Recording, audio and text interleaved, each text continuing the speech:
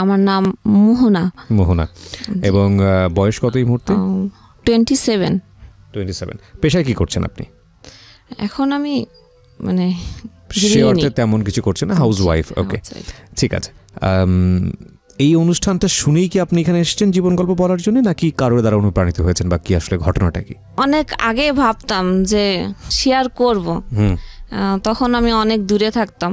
আচ্ছা, এখন আমি ঢাকাতে আসছি, সে কারণে এই সুযোগটা নিয়েছেন। হ্যাঁ, সুযোগ। তারপরেও অনেক সময় মনের মধ্যে মানে দ্বিধাদ্বন্দ্ব হয় যে আসলে কি বলা উচিত কিনা, যেহেতু এটা আমার ব্যক্তিগত জীবন, হ্যাঁ, পরিবারের। আচ্ছা, তো তারপরে আপনি কেন বলতে আগ্রহী হলেন শেষ পর্যন্ত? আমি যেটা দ্বারা ক্ষতিগ্রস্ত হয়েছি, আমার মতো অনেকেই আছে বা অনেকেই প্রতারণা হয়, কিন্তু তারা যেটা মানে অগাধ বিশ্বাস, সেই বিশ্বাস থেকে হয়তো তারা বুঝতেও পারে না যে আমি প্রতারিত হচ্ছি কিনা। আচ্ছা আচ্ছা, তো সেই জায়গাটি থেকে আপনি মানুষকে সচেতন করার জন্য আজকে এখানে এসেছেন, তাই তো? আমার বাড়ি হচ্ছে যশোর জেলার একদম প্রপারেই টাউনেই, সদর জেলার। গ্রামের পরিবেশ হয়তো একটু আধটু ছিল, কিন্তু শহরের মতো করেই আমি বড় হয়েছি। কিন্তু যে মানে পরিবারে জন্ম করছি, আমরা হচ্ছে 2 ভাই, আমি এক বোন, আমি সবার ছোট। জি। বাবা কি করতেন? আমার বাবা বিজনেসম্যান ছিলেন। আচ্ছা। বড় ভাই যখন মানে বড় ভাইয়া কি জিনিস সেটাও আমি বুঝি নাই, যেটা আমার ভাই আমার থেকেও 10 বছরের বড়। আচ্ছা আচ্ছা, বাবার মতোই বলে চলে। জি, আদর শাসনের দিক থেকে। আমরা 3 ভাই বোন 5 বছর করে করে গ্যাপ। ছোটবেলা থেকে আমাকে যখন 4 বছর বয়স, তখন সবাই যখন মানে স্কুলে যেত, আমি হয়তো তাদের পিছ ধরে স্কুলে চলে যেতাম। আমাকে ভর্তি তখনও করে নাই। আচ্ছা, ওকে। তখন আমার 4 বছর বয়স, তো তাদের সাথে যেতাম, কিন্তু এত হেলদি ছিলাম, হাঁটতে পারতাম না, সবাই কোলে করে নিয়ে যেত। আচ্ছা। তো সেখানে সবার ওই যে পড়া শুনে শুনে মুখস্থ, আমি হচ্ছে ক্লাসে দেখা গেল পড়া বলতে আমি সব বলে দিতাম। আচ্ছা। তখন টিচাররা মানে মাকে ডেকে পাঠালেন যে আপনার বাচ্চা তো সবকিছুই পারে, ভর্তি করে দেন। শুরু হলো, কিন্তু সেটা আমার শিক্ষা জীবন শুরু হলো মাদ্রাসা দিয়েই। তো মাদ্রাসায় পড়া শুরু করলাম 4 বছর থেকেই। এভাবেই ক্লাস 5-এ যশোর জেলার একটা বৃত্তি ছিল, সেই বৃত্তিও পেলাম। আচ্ছা। এবং মাদ্রাসা বোর্ডে হচ্ছে আরেকটা বৃত্তি হতো। আচ্ছা। তখনও আমি ট্যালেন্ট পুলে 3rd হই। বাহ, তো ভালো স্টুডেন্ট ছিলেন বোঝা যাচ্ছে। হ্যাঁ, আমি বরাবরই ভালো ছিলাম। 8-এ পড়ি, তখন থেকে আমার বাবা মানে কিছুটা অসুস্থ ছিলেন। বিজনেস করতেন, এবং তখন তো অনেক দূরে দূরে যেতেন, সিলেটে যেতেন, চিটাগাং, ইন্ডিয়া, যেহেতু মোটর পার্টসের ব্যবসা ছিলেন। তো সেখানে অনেকবার হচ্ছে ডাকাতি হয়, এরকম ডাকাতি অনেকবার হয়েছে, তাকে অজ্ঞান করে দেওয়া হয়েছে, মানে বিভিন্ন পয়জন বা এরকম টাকার শোগে এক প্রকাশে মানে অসুস্থই হয়ে পড়ে আপনার বাবা। আমার বাবা। ওকে। তখনও সেই ওই সময় 99 সালে মানে আমি সবাই যাও একটু বুঝতো, আমি একটু মানে পড়াশোনাটাই ওইটাই ভালো বুঝতাম, আর কিছু আমার মধ্যে বাড়তি কিছু আমার মধ্যে ছিল না। আচ্ছা। বাবা অসুস্থ, আমাদের তখন থেকেই মানে আর্থিকভাবে ক্রাইসিস তৈরি হয়, শুরু হয়। তারপরে যখন ক্লাস 9-এ উঠলাম, তখন হচ্ছে হঠাৎ আমার বাবার মানে কি হয়েছে সেটাই ডাক্তার হচ্ছে বুঝতে পারে নাই। শেষ অবধি হচ্ছে তার মানে বিজনেস থেকে সমস্যা হওয়ার পরে যে এখন গাড়িতে করে আসে, ইঞ্জিনে কাছে বসছিলেন, যে গরম ভাপে তার পায়ে একটা ফুসকা উঠছিল। আচ্ছা। সেই ফুসকা থেকে এই পর্যন্ত মানে গ্যাংগ্রিন জাতীয় কি হয় না, খিচুনি হয়, এবং একটু মনে করেন পচে যাওয়ার মতো অবস্থা হয় এই হাঁটু পর্যন্ত। আচ্ছা আচ্ছা। কি ডায়াবেটিস ছিল কিনা ওনার? ডায়াবেটিসটা তো তখনও আমরা বুঝি না। ওকে ওকে। ডাক্তারও, এবং আমরা সবসময় দেখাইছি তাকে ভালো ডাক্তার, এবং সিএমএস এর লেফটেন্যান্ট কর্নেল এরকম যারা আছেন ভালো, তারাও ওষুধ দিয়েই যাচ্ছেন, কিন্তু কোনোভাবেই তো শরীরের ঘাও সারছে না, পার এটাও সারছে না। আচ্ছা। এক প্রকার যখন মানে প্রচুর খিঁচুনি শুরু হলো, ডাক্তার বলল যে আমার সব ট্রিটমেন্ট শেষ, এখন আপনারা একটাই পরীক্ষা করে দেখতে পারেন যে ডায়াবেটিস তার আছে কিনা। সব ট্রিটমেন্ট শেষ হওয়ার পরে? হ্যাঁ। এটা কেমন ডাক্তার হলো আমি ঠিক বুঝলাম না। ওকে। যখন ডায়াবেটিস তাকে চেক আপ করতে নিয়ে যাওয়া হলো, তখন তার ডায়াবেটিস ধরা পড়ল 40। 40? জি। বুঝতেই পারছেন ট্রিটমেন্ট কি হয়েছে, হ্যাঁ, বা ট্রিটমেন্ট কেন কাজে লাগেনি আসলে। হ্যাঁ, 40 যখন ধরা পড়ছেন তখন তার একটা কিডনি অলরেডি শেষ। তখন হাসপাতালে ভর্তি করা হলো যশোরেই। তারা বলল যে আমরা পারবো ওই মুহূর্তে। ও একদিন রাখার পরে বললেন যে এই মুহূর্তে যদি রোগী না নিয়ে যাওয়া হয় বারডেমে তাহলে রোগী আজকের মধ্যে বাঁচানো আর সম্ভব না, কারণ আমাদের সাপোর্ট দেওয়ার মতো কোনো মেশিন নাই। আচ্ছা, তো আত্মীয় স্বজন যারাই বড় বড় আছেন সবার কাছে পরামর্শ নেওয়া হলো। তা সবাই তখন হচ্ছে আর্থিক ভাবে হয়তো ভেবেছিল যে সাহায্য করতে হবে, এজন্য কেউ আসলে নিয়ে আসলে বারডেমে টানা 2 মাস পা হচ্ছে অপারেশন করা হলো, শুধু হাড়টা বাকি ছিল, তার মাংস ছিল না, উরুর থেকে মাংস কেটে তার পায়ে লাগানো হয়েছিল। পিত্তথলিতে পাথর ছিল, সেটা অপারেশন করা হলো, কিন্তু কিডনি একটা তো নষ্ট হয়ে গেল, আরেকটাও অর্ধেক যাওয়া অবস্থা। ডায়াবেটিস তো কিডনিটার মানে অপসারণ করা যায় না। তারপরে মনে সান্ত্বনা দেওয়ার জন্য ইন্ডিয়া নিয়ে যাওয়া হলো, পরে ফেরত। তার 1 বছর পরেই আমার আব্বু মারা গেলেন। তখন ক্লাস 10-এ পড়ি আমি, ঝামেলার কারণে ক্লাস 9-এ আমি কোনো ক্লাসই করতে পারি না, স্কুলে যেতেও পারি না, সবাই ফ্যামিলির ঢাকাতে, আমাকে খালার বাসায় রেখে যাওয়া হলো। তারপরে যখন আব্বু মারা গেলেন এরপরে হচ্ছে আমার আম্মু হচ্ছে মানসিকভাবে একটু ভেঙে পড়েন এবং সেও প্রচুর অসুস্থ হয়ে যায়। যাক, সেটা হচ্ছে আমাকে এখন মানে শুরু হলো যে আমাকে বিয়ে দিতে হবে। আমার আম্মুর শরীরের অবস্থা ভালো না, সে যে কোনো সময় মারা যেতে পারে। তাও আমি তো ক্লাস 9-এ সায়েন্স নিয়েছিলাম, তো আমার 8 অবধি আমাকে টিচার দেয় না বাড়িতে। আমার আম্মাও পড়ে গেছেন, আব্বু পড়ালেখাটা একটু দেখতেন। আমার জন্য বিয়ে দিবেন, বাট আমার জন্য সেরকম পারফেক্ট ছেলে যে খুঁজতে হবে সেটা তারা করে নাই। আমার যে টিচার ছিলেন সে আমাকে, আমার বোধ হয় যে সে কিছুটা মানে পছন্দ করতেন আমাকে। সে জানিয়েছিলেন আমার খালুকে যে হ্যাঁ আমি পছন্দ করি। তারপরে তার সাথেই আমাকে বিয়ে দেওয়া হলো। আমি ক্লাস 10-এ পড়ি, আর সে হচ্ছে মাস্টার্সের পড়েন। পরীক্ষা দিলাম SSC, দেওয়ার পরে আমাকে তার সাথেই বিয়ে দেওয়া হলো। বিয়েটা কিভাবে হলো? ঘরোয়া আনুষ্ঠানিক, মানে তাদের বাড়ি থেকে কিছু লোক আসলেন, আমাদের বাড়ির এই আমাদের ফ্যামিলি এলাকার লোক। কি করতে ওই সময়টাতে? বেকার মাস্টার্স পড়ে, রানিং মাস্টার্স পড়ছে। তো এরকম একটা ছেলে আপনাকে বিয়ে করলোই বা কেন, আমি ঠিক বুঝলাম না। আত্মীয় সম্পর্ক ছিল না, সে আমার টিচার ছিলেন। ওকে, হ্যাঁ, আমার বাসায় আমাকে পড়াতে আসতেন। প্রাইভেট টিউটর সে প্রস্তাব দিয়েছিল? জি। অদ্ভুত। এই বিয়েটার পেছনের মূল কারণটা আসলে কি ছিল, কি বলবো আমরা? আচ্ছা, আমাদের যশোর শহরে বাড়ি। হ্যাঁ, যশোরের থেকে যারা আঞ্চলিক অঞ্চলে থাকে তারা হয়তো ভাবে যে যশোর শহরে যারা থাকে তারা অনেক বড় লোক। আচ্ছা, আমাদের থেকে তারা একটু নিচে বলতে তাদের ফ্যামিলিতে কেউ শিক্ষিত নাই, সেই শুধুমাত্র মানে শিক্ষিত। হয়তো ভেবেছিল যে এক বাবার এক মেয়ে, বাবা বিজনেস করতেন, অনেক কিছু রেখে গেছে, পাবো কিছু, সেটাই আশা করে হয়তো সে মানে বিয়েটা করেছে। আচ্ছা, কারণ সে আমার চেহারাও খুব ভালো দেখে নাই, যে জন্য যে আমি মানে ছোট থেকেই এই পর্যন্ত দাখিল পর্যন্ত মাদ্রাসায় আমি বোরখা পরতাম। তার সামনে পড়তে বসলেও আমি ক্লাস 6-এর থেকে বোরখা পরতাম, এবং আমি আর কোনো ছেলে মানুষের ওইভাবে মুখ মানে দেখতো না, বাড়ির থেকে বেরোতামও না। এবং যখন টিচারের সামনে পড়তে বসতাম, প্রাইভেট টিউটারের সামনে, সেখানেও বোরখা পরে মুখ ঢেকেই পড়তে বসতাম। আচ্ছা, সবাতে সে আমার শুধু হয়তো চোখটাই দেখতে পেত। আচ্ছা, তার মনের ধারণাতে যে আমি অনেক সুন্দরী, সেই হিসেবে হয়তো সে কখনো দেখেইনি বিয়ের আগে? আমাকে দিয়ে দেখে নাই, আগে চেহারা দেখে নাই। আচ্ছা আচ্ছা।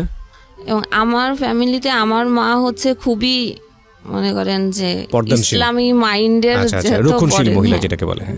আমাদের বাড়িতে আগে থেকেও টিভি ছিল না, এখন অবধি পর্যন্ত টিভি আমাদের বাড়িতে ঢোকে নাই। তার ধারণা টিভি দেখলে খারাপ হয়ে যায়। ওকে ওকে। এবং গান টানও সে শোনা পছন্দ করে না।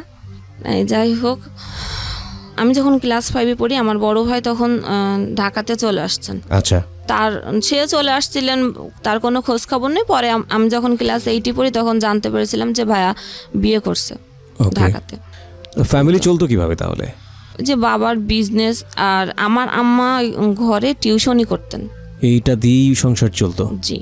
ওকে, এর মাঝখানে আপনার বিয়ে হয়ে গেল? হ্যাঁ, আমার ক্লাস এবং আপনার মতামত নেওয়ারও প্রয়োজন মনে করেন না? আমি অনেকবার নিষেধ করেছিলাম, মানে সে আমার স্যার, ঠিক আছে, সে পড়াশোনায় ভালো স্টুডেন্ট, সেটাও ঠিক আছে, কিন্তু আমার তো বিয়ের বয়স হয় নাই। আচ্ছা। এবং আমি বরাবরই যখন ভালো স্টুডেন্ট, তখন আমার হয়তো একটা স্বপ্ন ছিল আমি ভালো কিছু করব, ভালো কিছু হব। ওকে, কিন্তু হ্যাঁ, যেখানটা আমরা ছিলাম, তারপরে বিয়ে হলো। এরপরে প্রথম অবস্থায় তো সবারই খুব ভালো যায়, সে ম্যাচেই থাকতেন। আচ্ছা। তো সপ্তাহে একদিন আমাদের বাসাতে আসতেন। ওকে। পরে কলেজে ভর্তি হতে হবে, তার কোনো মতামত নাই যে আমি কোন কলেজে ভর্তি হব, মানে কোথায় হব, তার কোনোই মতামত নেই। আমার আম্মা বারবার তাকে বলছিলেন যে কোথায় ভর্তি করবো, ভালো কলেজ, কোনো মতামত কেউ দিতে পারলো না। কিন্তু বিয়ের আগে তো আপনাকে সে দেখেনি, বিয়ের পরে সে দেখলো, দেখার পরে তো একটা ব্যাপার থাকে যে সে কি হতাশ হলো নাকি খুশি হলো, প্রতিক্রিয়াটা কি ছিল? সেই তো আগে জানিয়েছিল যে না, আমি তাকে পছন্দ করি। আচ্ছা। আমি তাকে বিয়ে করতে চাই। আচ্ছা। আমার জন্য আর অন্য কোথাও বা দ্বিতীয় কোনো ছেলেও দেখা হয় নাই। আচ্ছা। তো বিয়ের পরে এখন মতামত না দেওয়ার পরে একেবারে যখন মানে ভর্তির লাস্ট পর্যায়ে আর কোথাও মানে নাই, তখন একটা নাম করা না, আবার একেবারেও খুব ভালো না, একদম মানে সিরিয়ালের শেষের দিকে একটা কলেজের আমাকে ভর্তি করা হলো। সেটা কম্বাইন্ড কলেজ। এতদিন পড়েছিলাম হচ্ছে মহিলা মাদ্রাসাতে, ওকে মাদ্রাসায় আলিমেই আবার ভর্তি করতে চাইছিলেন, কিন্তু আমি জোর জবরদস্তি করেই বলছিলাম যে না, আমি এবার কলেজে পড়বো। কলেজে ভর্তি হলাম অবশেষে। জি। যশোর কলেজ, যেটা ছেলে মেয়ে একসাথে। এর আগে তো এতদিন পরে আসছি, মহিলা মাদ্রাসা ছিল। কলেজে দিয়ে আসতেন সকালবেলা। আচ্ছা। ক্লাস করতাম, কিন্তু সে কোথায় বসে থাকতো কি চলে যেত এটা তো আমি কখনো খেয়াল করতাম না। আচ্ছা। বসে থাকতো, যেহেতু ছেলে মেয়ে কলেজ, একসাথে ক্লাস করতে গেলে সবার সাথে কথা বলতেই হয়, ওইটা সে দূরের থেকে অনেক সময় থেকে ফলো করতো। আচ্ছা। বাসায় যখন সে আসার সময়ও নিয়ে আসতো সাথে করে, ক্লাস শেষ হয়ে গেলে 5 মিনিট যদি কলেজ থেকে বেরোতে দেরি হতো, বাসায় এসে বলতো যে আমি ছেলেদের সাথে কথা বলি, 5 মিনিট পরে কেন বেরোলাম, ভিতরে তাহলে কি করতেছিলাম, সন্দেহ করতো। সন্দেহ। আমি কিন্তু ছোট যখন, আসলে বিয়ের আগে কি বিয়ে কি জিনিস আমি সেটাই কিন্তু বুঝতাম না। আচ্ছা। বিয়ের পরে একদিনের জন্য আমাকে শ্বশুরবাড়িতে নিয়ে যাওয়া হলো। আমি কি বুঝি না যে শ্বশুরবাড়িও তখনও কি, আমি যে আমার শাড়ি গেট আপ খুলে সন্ধ্যার সময় ছেলে পেলে অনেকে দেখলাম যে দড়ি লাফ খেলছে, আমিও কিন্তু সবার সাথে দড়ি লাফ খেলছি। ওকে ওকে। তখন গ্রামের মানুষ তো ধারণা কত কিছুই তো বলে যে বিয়ে করে আসছে, দেখছো কিরকম মেয়ে বিয়ে করছে। কলেজে তো এই সমস্যা শুরু হলো, সমস্যা একটু একটু করে, যে আমি সন্দেহ, স্যারেরা শিক্ষক মিলনায়তন ছিল, কোনো কিছুর টিচারদের কাছে পড়ালেখার জন্য দরকার হতেই পারে।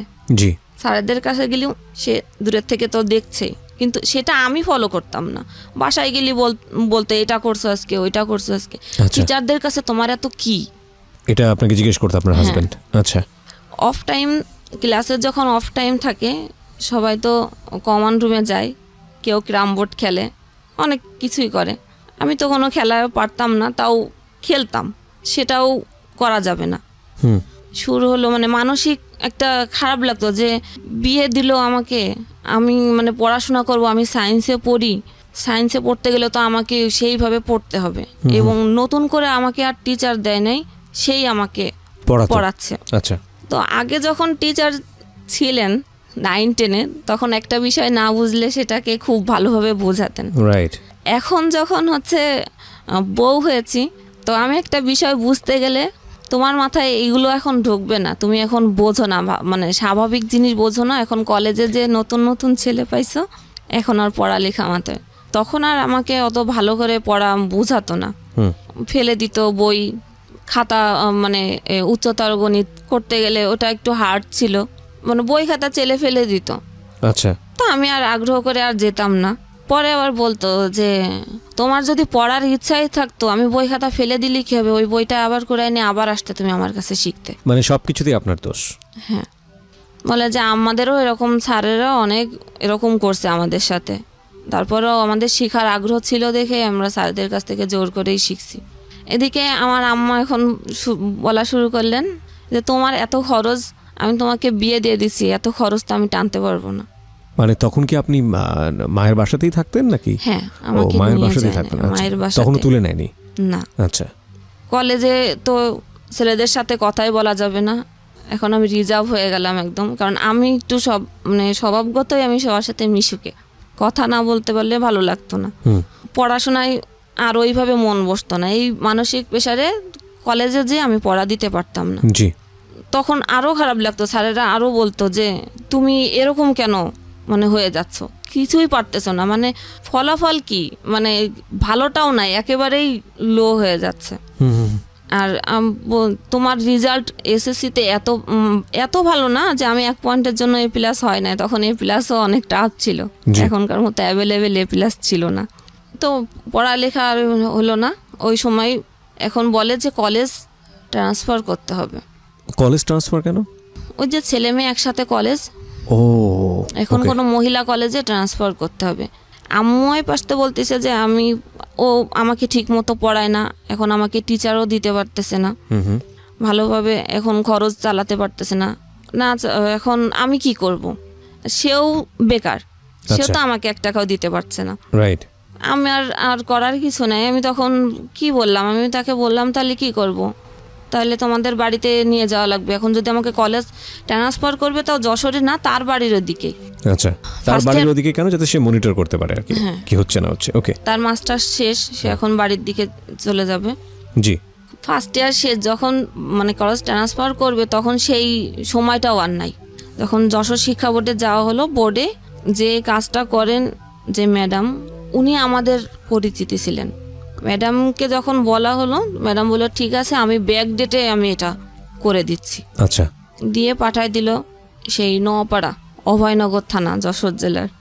ও মাই গড। ওকে, তারপর সেখান মানে অভয়নগর যে বাজার, তার থেকেও আমার শ্বশুরবাড়ি আরো 2 কিলো ভিতরে ভ্যানে করে যেতে হতো। মানে এই শহর থেকে একেবারে গ্রামে চলে গেলেন? একেবারে গ্রামে। এটা কি জীবনের প্রথম গ্রামে যাওয়া? জি। ওকে, তারপর সেখানে গিয়েছি, তাদের ধান চাল, আমি তো কখনো ধান চালের কাজ আমাদের এলাকাতেই ছিল না, জি, করিনি। তো ওখানে যে আমাকে এখন বলা হলো যে আমাকে সব কাজ করতে হবে, এবং পড়ালেখাটা তখন আর সে চাইছে না, নামে মাত্র সে ওইখান থেকে আমাদের বাড়ি থেকে দূরে সরাই নিয়ে আসছে, যাতে সে হচ্ছে মেনটেন্স করতে পারে তার মতো করে। কলেজে যাওয়ার জন্য আমাকে হচ্ছে টাকাও দিত না। আমার যে ননদ ছিল সমবয়সী, একই ব্যাস, তাকে টাকা দেওয়া হচ্ছে, সে ভ্যানে করে যাচ্ছে, কলেজ করতেছে। আমি সেই 2 মাইল পথ হেঁটে হেঁটে সেই কলেজে যেতাম। আচ্ছা। সকাল 6টায় হচ্ছে ফিজিক্স কেমিস্ট্রি স্যারদের সকালে ব্যাস থাকতো, ব্যাস শেষ করে 10টায় ক্লাস করে আবার বিকেলে আরও 2টা সাবজেক্ট পড়ে বিকেল 4টায় আসতাম। আসার পরেও খাবার নাই, সকালে যেতাম না খেয়ে, বিকালে এসেও বলতো যার খাবার সে রান্না করে খাবে, কারোর জন্য রান্না রেডি করা নাই।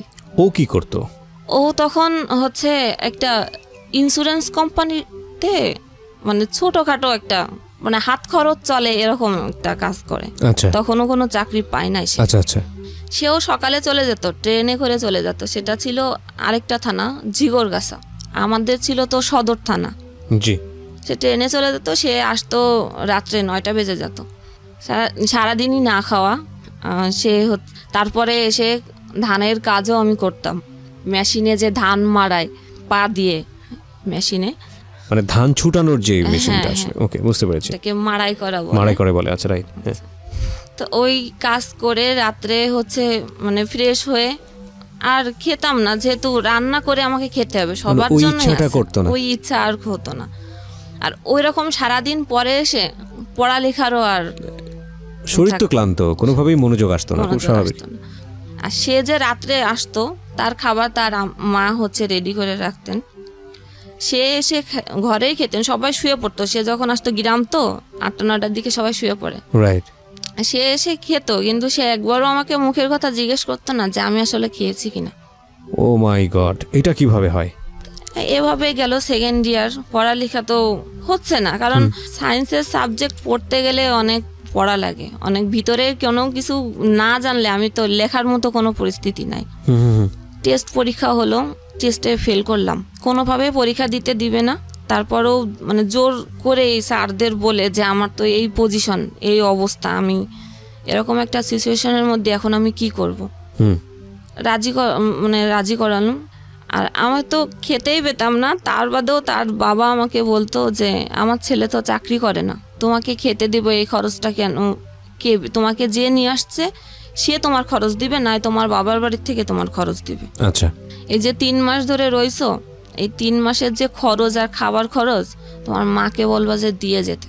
তো আমার যে নাস্তার যে খাবার, যে বিস্কুট টিস্কুট সকালবেলা, সেটাও কিন্তু আমার মাই দিয়ে যেতেন। তো সেটা খেলেও কথা হতো যে একা একা খায়, দেয় না, কিন্তু না, আমার সামনে সকালে আমার শ্বশুর শাশুড়ি থাকলে আমি তাদের বাটিতে করে দিতাম। গ্রামের মানুষরা আসলে সকালে চা বিস্কুট তো এভাবে খায় না। জি, তারা ওই সকালে উঠে ভাত রান্না করে, 3 বেলায় ভাত খায়। হ্যাঁ, দুপুরবেলা কোনো কাজ থাকে না, তারা দুপুরবেলা এই মাঠের এইগুলো কাজ সারে আবার যে সন্ধ্যার পরে রান্না করে। রাইট, দুপুরের খাবারটা সাধারণত ওই সকালবেলাতে যে রান্না হয় ওটাই খায় দুপুরে। মানে তারা কাজ করলে তো 3 বেলা রান্না করলে তো আর সব কাজ করতে পারে না। তখন এইগুলো সেও আর কিছু বলতো না যে তারা এরকম করতেছে আমার সাথে, কাজ তো করাই, প্লাস হচ্ছে আমার এত ঘায়ে খেতে খেতে এক সময় হয়তো উত্তর দেওয়া একটু একটু শুরু করতাম। এর আগে আমি এত কথা বলতাম না, যে যা বলে যাচ্ছে মুখ বুঝে আসি, একটু একটু করে রিপ্লাই আসা শুরু করলো। যখন রিপ্লাই করলাম তো একদিন আমার শাশুড়ি আমার ননদ মিলে আমাকে অনেক মারলো। সেইখানেও তার কোনো কথা ছিল না। সে যখন আসলো রাত্রে, তখন বলল যে তুমি কেন কথা বললে, তুমি কথা বলছো দেখেই পরিস্থিতি এরকম হয়েছে, তোমার কথা বলার কোনো দরকার ছিল না, তুমি বউ, তোমার গলা কেন উঠবে। তারপরে পরীক্ষা দিলাম, টেস্টে তো ফেল করলাম। ইন্টার পরীক্ষাও হচ্ছে গিয়ে দিতে গেলাম তাদের বাড়ি থেকেই, না খেয়েই। ফিজিক্স পরীক্ষা ছিল যেদিন, আমি হচ্ছে 3 দিন না খাওয়া। আচ্ছা, বোর্ড পরীক্ষা। আচ্ছা, তো পরীক্ষার হলে যাওয়ার পরে প্রশ্ন হাতে নিয়ে আমার আর সেন্স ছিল না। ওহো, আমি লিখবো কি, মানে অ্যাটেন্ড হয়েছে আর পরীক্ষায় দিনে, পরে পরীক্ষা দেওয়ার পরে তো ফেলই আসছে। মানে ফিজিক্স আর কেমিস্ট্রিতে আমার ফেল আসছে, সব সাবজেক্টেই হয়েছে, মানে ভালো না, 3 পয়েন্ট পাস কোনো রকম, 45 করে মার্ক। তার মানে আপনি ফাইনালি এসএসসি পরীক্ষায় ফেল করলেন, তাই কি? হ্যাঁ। এটা কি পরীক্ষা ছিল? এটা ইন্টার এইচএসসি। ও, এইচএসসি ছিল, তার মানে আপনি ইন্টার পরীক্ষায় ফেল করলেন। আমরা বিরতি নেব, আরেকটা প্রিয় শ্রোতা, ছোট্ট একটা বিরতি। গল্পটা কিন্তু কেবল শুরু হয়েছে, হ্যাঁ, এবং বিভিন্ন অশান্তি, এবং তার মা এটা বলেছিল যে আমার মেয়ে যতদিন বিয়ে না হবে, আমার যে সমবয়সী যে মানে ননদ ছিলেন, ততদিন আমি ওই বাড়িতে আসতে পারবো না। ওকে, আমি থাকতে পারবো না। মানে আপনার ননদের বিয়ে হওয়ার পরে আপনার যেতে হবে ওখানে? যেতে হবে। এটা তো আমার শাশুড়ি তো আমাকে সবসময় বলতেন যে তোমাকে আমাদের পছন্দ না, যে পছন্দ করছে তুমি তার সাথে সবকিছু বুঝে নিও। ওকে ওকে। তারপর তা যেদিন মানে গোছানো হয়ে গেছে, তো আমি, যদিও আমার সাথে এরকম করতো, তাও আমি একটু কেন যেন ভালো না, আমার অনেক মানে আগে ভালোবাসি না এভাবে, কিন্তু এখন একটু টান হয়েছে। আমি তাকে ছাড়া মানে কোথাও যেতে চেতাম না। শাশুড়িকে না, আমার হাজবেন্ডকে ছাড়া। ওকে। এখন আমাকে দিয়ে আসবে, আমি তাকে বারবার বলতেছি যে আমি যশোরে, মানে সে অফিসে যাবে, আমাকে মানে যশোর স্টেশনে ড্রপ দিয়ে নামাই দিবে, কিন্তু সে ওই ট্রেনে চলে যাবে মানে ঝিগরগাছা। আচ্ছা। আমি বলেছি যে না, আমি এভাবে যাব না, আমাকে নিয়ে গেলে সাথে করেই আমার বাড়িতে নিয়ে যেতে হবে। আর আমি তো জানি না যে আমি যে কয়দিন থাকি, তুমি হচ্ছে মানে ঝিগরগাছা থেকে যশোর কাছে, যশোর থুয়ে তারপরে অভয়নগর, তা আমাদের এখানে মানে কিছুদিন থাকো, তারপর আবার একবারে চলে যাব। সে কোনোভাবে মানে রাজি হচ্ছে না যে আমাদের বাড়িতে সে যাবে না, ইভেন সে আমাকেও দিয়ে আসতে যাবে না, সে স্টেশনে আমাকে নামাই দিবে। আচ্ছা। তা আমি তখন একটু জেদ করেই বসলাম যে তাহলে আমি দরজায় যে তালা লাগাবে, আমি তালাটা দিব না, তালা আমার হাতে, তালার চাবি। তখন মানে সে আমাকে মানে মারে, মানে আমি রাগেরই শেষে তালাটা আমি চেলে দিছিলাম, ছুঁড়ে দেওয়ার পরে তালাটা যে তার কপালে লাগে। কপালে লাগলে এখান থেকে মনে করেন ব্লাড বেরোতে থাকে, ব্লাড বের হয়। এখানে একটু ব্লাড বের, তো সে তো বাড়ির মানে পরিস্থিতি তো গ্রামের মনে করেন আশেপাশের বাড়িতে যারা আছে মানে সবাই চলে আসছে চিল্লাচিল্লিতে যে বউ মাথা ফেটে ফেলেছে। হ্যাঁ। আচ্ছা। পরিস্থিতি এতই খারাপ, তখন ফোন দিছে আমার বাড়ি থেকে আমার আম্মাকে যে আপনার মেয়েকে এসে নিয়ে যান, আমি আপনার মেয়েকে দিয়ে আসতেও পারবো না, কিছু করতে পারবো না। তা আমার আম্মার তখন নাকি অনেক জ্বর ছিল, সে আসতে পারে, বলছে যে আমার তো ওঠার মতো পরিস্থিতি নাই, তাহলে তুমি বাজারে নিয়ে যে একটু বাসেই উঠাই দাও। আচ্ছা। বলছে যে না আমি সেটাও পারবো না, আপনাকে এইখানে এসে নিয়ে যাওয়া লাগবে।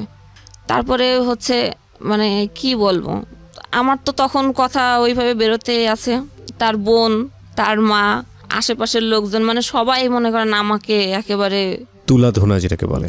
আমি তখন হচ্ছে যখন বেশি কথা বলা শুরু করলাম, তখন আমি বোরখা পরা ছিলাম, বোরখার যে ইস্কাফের ওড়না, তখন সে আমাকে ওই ওড়না দিয়ে গাছের সাথে বেঁধে রাখলো। আপনার হাজবেন্ড? হ্যাঁ। এরপরে আমার এত মানে সিরিয়াস অবস্থা শুরু করলো, আমার মা আসতে ওই অসুস্থ অবস্থায় বাধ্য হলো। তা আমার আম্মা এসে একটা কথাও সে বলে নাই যে কি হয়েছে বা কেন হলো, কি জন্য হলো, সে কোনো কথাই বলে নাই। আমার ব্যাগ গোছানো ছিল, এসে আমার আম্মাও ব্যাগটা নিয়ে বলতেছে যে চল। আর কিছুই তাকে মানে তাকেও বলে নাই তার, কিন্তু তারা তো সেই চিল্লাচিল্লি করতেছে, আমার মা কোনো কথা বলতে চায় নাই।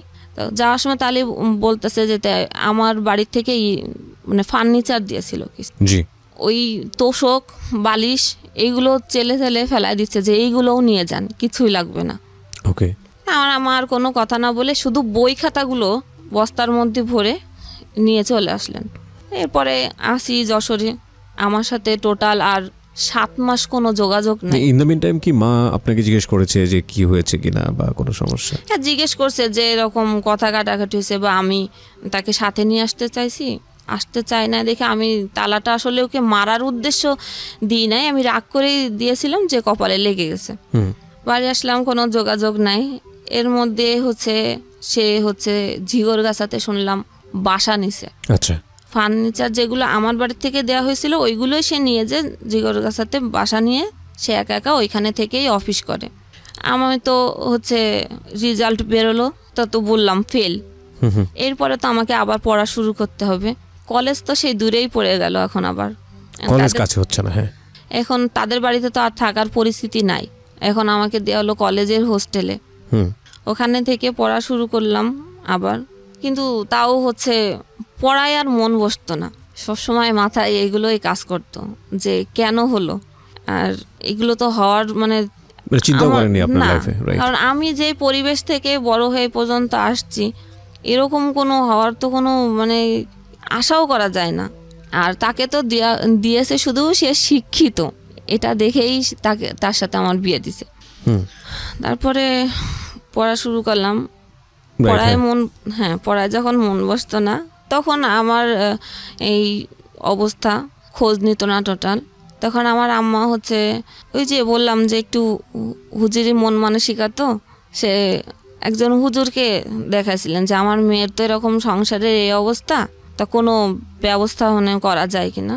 তো তারা দেখে বললেন যে এটা তার শ্বশুর বাড়ির থেকে এরকম জাদুটোনা করে না, এরকম কিছু করছে, এই কারণে তারা রাখবে না দেখে এগুলা করছে যাতে সংসার না হয়। ঠিক আছে, পড়লাম। এখন হোস্টেল থেকে বাইরে বেরোলেই ওদের এলাকার লোকজন যখন দেখতো, তখনই এই ফোন দিয়ে রাস্তায় করে বেড়াচ্ছে, কিন্তু কিছুই করতাম না। পরীক্ষা দিলাম, তার মধ্যে আমি তার সাথে এই সময়টাতে কোনো যোগাযোগ নেই হাজবেন্ডের সঙ্গে? যোগাযোগ নাই, যখন বাড়িতে থাকাকালীন যোগাযোগ নেই। যখন হোস্টেলে দেওয়া হলো, তারপরে আমি আমার রুমে যে মেয়ে ছিল তার কাছ থেকে ফোন নিয়ে আমি তার সাথে যোগাযোগ করেছিলাম। যোগাযোগ করে আমি যোগাযোগটা কেন করলেন?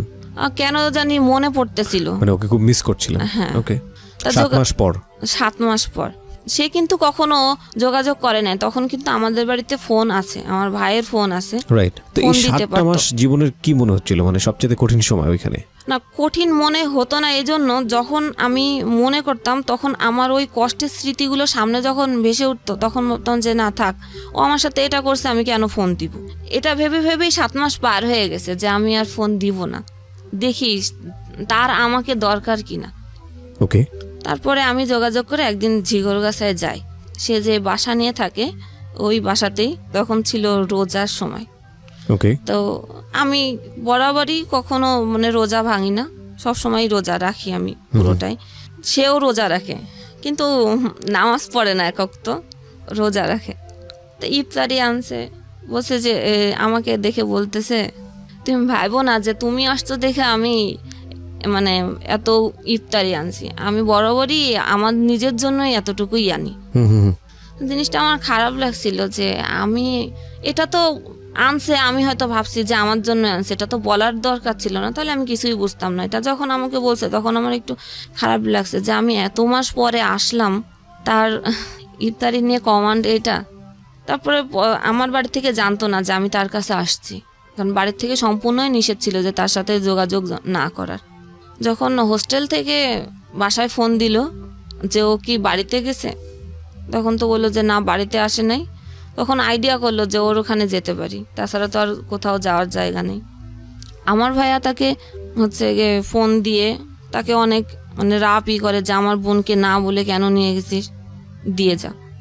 পরে সে আমাকে ওই স্টেশনেই নামাই দিল, সে আর দিয়ে আসলো না। আবার গেলাম বাড়ি। এই যোগাযোগ হওয়ার পরে আমি তার সাথে তাকে এবার দেখার জন্য আকুল হয়ে থাকতাম বাড়িতে বসে, যে না আমি ওর কাছে যাবই। এই যাওয়াটা কতদিন পরে? 7 মাস পরে। এবং সেটা শুধুই আপনার নিজের ইচ্ছা, ও কোনো যোগাযোগ করেনি? ওর যোগাযোগ করেনি। ভালো লাগা থেকে মানে ওর প্রতি একটা মায়া বা ভালোবাসা তৈরি হয়েছে সেখান থেকে। তারপরে পরে যে বললাম রোজার সময় গেলাম, ইফতারি আনার পরে আমাকে যে এটা বলল যে এটা তুমি না থাকলেও আমার নিজের জন্য এতটুকুই, তুমি আসছো দেখে যে তোমার জন্য যে বেশি কিছু নিয়ে আসছি এটা কিন্তু না। ওটা শোনার পরে আমার একটু মানে মনের আঘাতই লেগেছিল যে আমি 7 মাস পরে আসছি, তার ভিতরে কোনো খুশি বা কি, এগুলো তো বলার দরকার নাই, তাই না? সাধারণ মানুষকে আপ্যায়ন করলেও তো যেভাবে করা উচিত সেখানে এই ধরনের কথা বলা উচিত। আমার কথা হলো যে তুমি যদি আমার জন্য নাও এনে থাকতা তাও তো এটা বলার দরকার ছিল না। তারপরে আমার বাড়ি থেকে জানতো না, আমি তার না জানাই চুরি করে আসছিলাম তার কাছে, কারণ আমার বাড়ির থেকে নিষেধ ছিল। আবার বাড়িতে গেলাম, তারপর ওইখান থেকে আবার হোস্টেলে চলে যাওয়া হলো।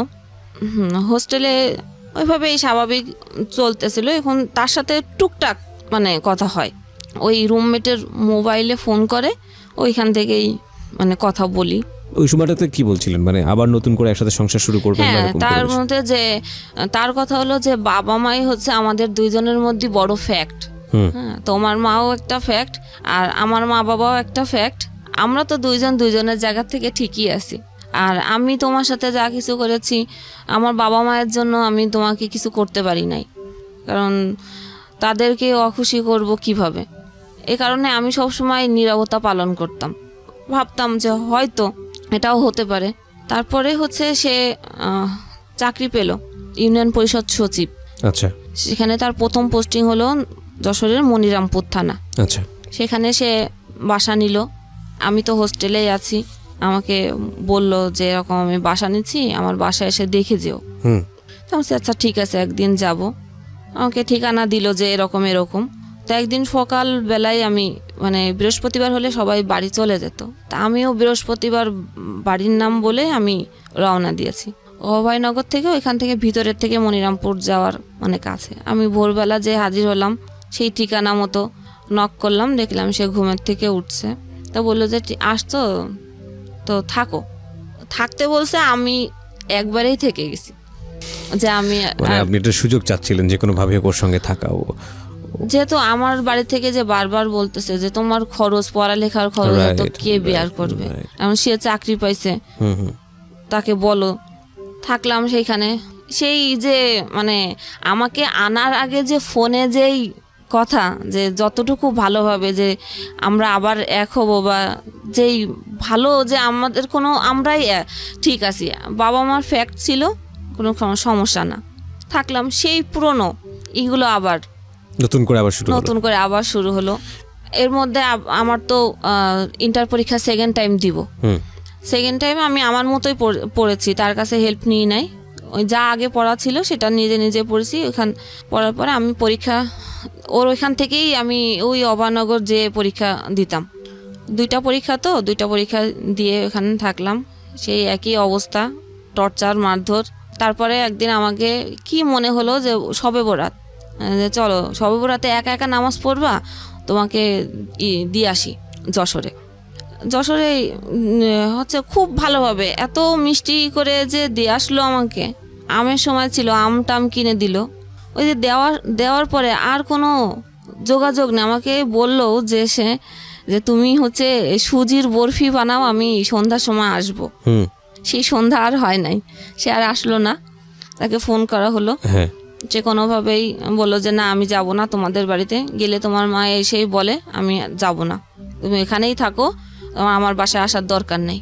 সে বলছে, সে সকালে দিয়ে আসছে। ওইটা বলার পরে আমি ওই সময় বলার পরে আমি তখনই আবার বাসে উঠে চলে গেছি এখানে। সে অফিস থেকে ফিরে এসে দেখে আমি বাসায়। কি ব্যাপার, তোমার না বললাম যে তুমি আসবা না এখানে, তোমার রেখে আসলাম, তুমি কেন আসলে? এই আবার শুরু হলো। তারপরে আমার মাকে একদিন ডেকে নিয়ে আসলো, আমার মাও এসে আমাকে নিয়ে যেতে পারে নাই, আমি যাই নাই। তারপরে হচ্ছে আমি মানে এমন সিচুয়েশন তৈরি করলো যে আমি একাই মানে চলে গেলাম বাড়িতে। যাওয়ার পরেও আমার আম্মু দেখলো যে না আমি মানসিকভাবেই মানে খুব তখন হচ্ছে আমার খাওয়া দাওয়া বন্ধ হয়ে গেল, গলায় খুব ব্যথা। কি হয়েছে, ডাক্তারের কাছে নিয়ে গেল, ডাক্তার বলল যে গলায় ইনফেকশন হয়েছে, ওষুধ দিল, কিছুতেই যায় না, পানি ছাড়া আর কিছুই খেতে পারি না। এত অবস্থাই হলো। তাকে বারবার বলা হলো, সে আসলোও না, দেখতেও আসলো না, খোঁজও নিল না।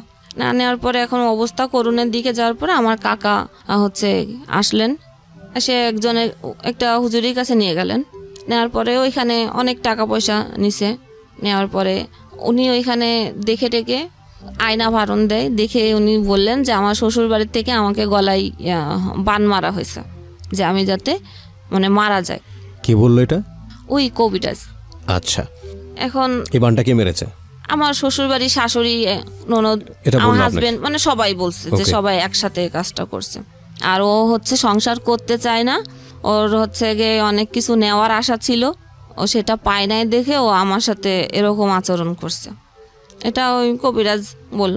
এটা আমার মার মনে হচ্ছে খুব ভালোভাবে ধরলো, মানে বিশ্বাস হলো যে না তাহলে এটাই, ওষুধ যখন কাজ করতেছে না তাহলে মনে হয় এরকম। তার ওইখান থেকে ওই লাগাতার এই জিনিস নিয়ে আসে, পানি পড়া, দোয়া লিখে দেয়, সেগুলো কি বলে যে পাখির গোস্ত কি এইসব তো বলে, ওগুলো তার আনতে পারবো না, তাহলে আপনি দেন। এই একবারই 5,000, 6,000, 7,000-এর নিচে নিতেন না তিনি। আচ্ছা, এভাবে আমার ট্রিটমেন্ট 1 বছর করছে। তারপরে বলল যে আপনার মেয়ে মেন্টালি ভাবে ভালো নাই, আর ও যেতে চাইলো, আর আপনার ওইখানে যেতে দিয়েন না। এখন যখন মানে একটু বলতাম যে আমি যাব এখানে, আমি কেন আমার সাথে এটা করলো, আমি এটা শুনবই করব, আমি ওইখানে যাবই, তখন ওই যে বলছে যে আর যেতে দিয়েন না। আমি যখন জোর করলাম তখন আমাকে বাড়ি থেকে শিকল দিয়ে বেঁধে রাখা হলো, আমাকে যেতে দিবে না, কোনোভাবে যদি আমি চলে যাই। এ কারণে এরকম তার কাছ থেকে ট্রিটমেন্ট করতে হতে 1 লাখ টাকা খরচ করছে আমার মা।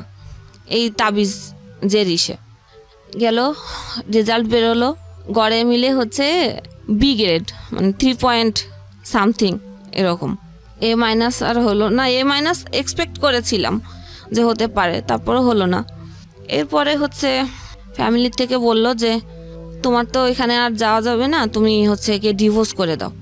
আমি কোনোভাবেই ডিভোর্স করতে রাজি হইনি। তারপরও বারবার আমার মা বললো যে এখানে তোমার তাবিজ করতেছে, মেরে ফেলবে, তুমি মরে যাবা, তার থেকে ভালো তুমি ডিভোর্স করে দাও।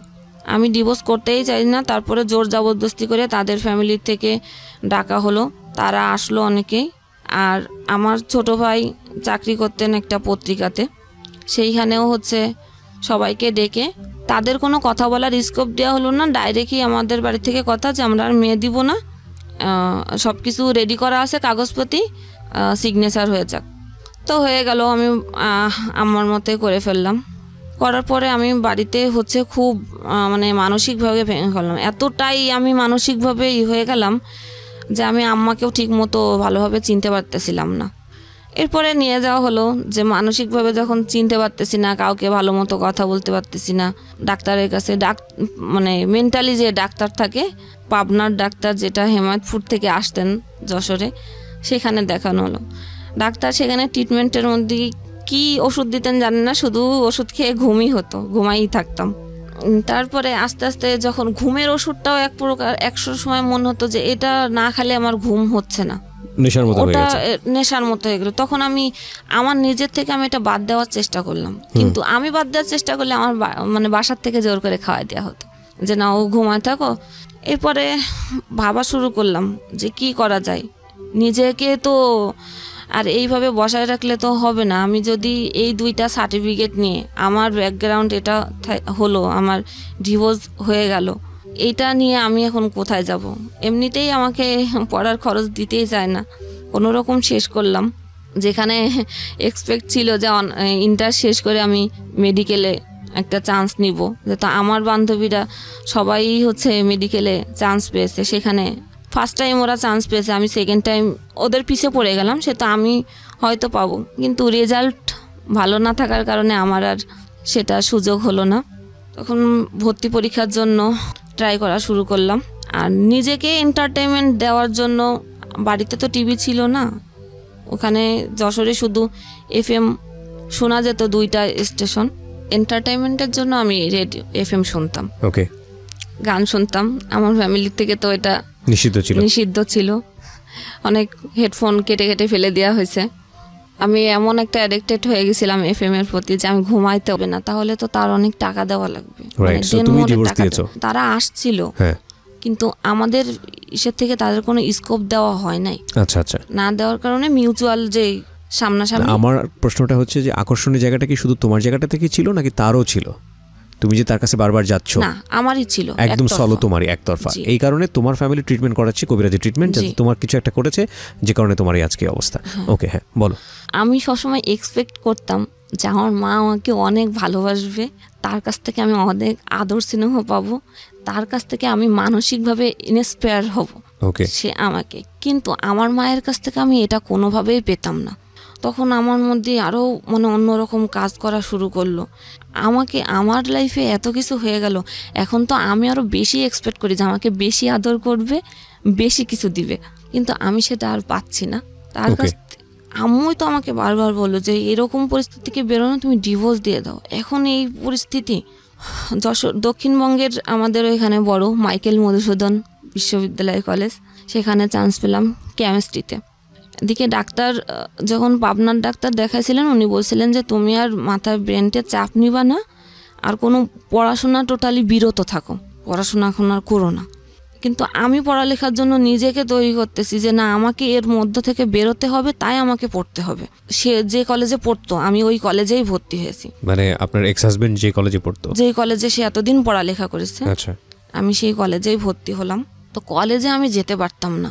আমি তখন ফোন, এরপরে আমাকে ফোন দিছে ফার্স্ট ইয়ারেই থাকতে, ওই ফোন নম্বরটা ছিল, এমন কোনো জায়গা নেই যে আমার ফোন নম্বরটা সে ছড়ায় নাই, এমন কোনো লোক নাই যে আমাকে আমি নতুন কলেজে, আমি কলেজের ফার্স্ট গেট থেকে ঢুকলে পিছন থেকে ব্যাক সাউন্ড শুনতাম খারাপ, আজেবাজে কথা বলতো। হ্যাঁ, একসময় প্রথম গেট থেকে ঢোকাই বাদ দিয়ে দিলাম, পিছনের গেটের থেকে ঢুকতাম, পিছনের গেট থেকে ক্লাস করে বেরোয় যেতাম।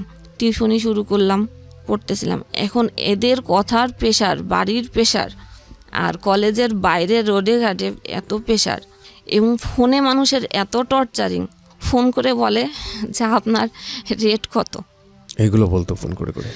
এইগুলো আর নিতে যখন দেখছি যে না, আমার পক্ষে একদম ভাইরাল করে দিচ্ছে আমাকে যে আমি একটা খারাপ মেয়ে, এটাই এক্স হাজবেন্ড করছে এটা। ওকে, এইগুলোর প্রেশারে আমি একদম মানসিকভাবে আরো ভেঙে পড়ি। চলে আসলাম কলেজ ট্রান্সফার করে ঢাকাতে।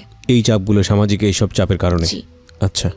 তখন সেকেন্ড ইয়ার শেষ করেই আমি মিরপুরে চলে আসি, বাংলা কলেজে ট্রান্সফার হয়ে। আমার বড় ভাই থাকতেন তো ঢাকাতে, তার কাছেই আসলাম।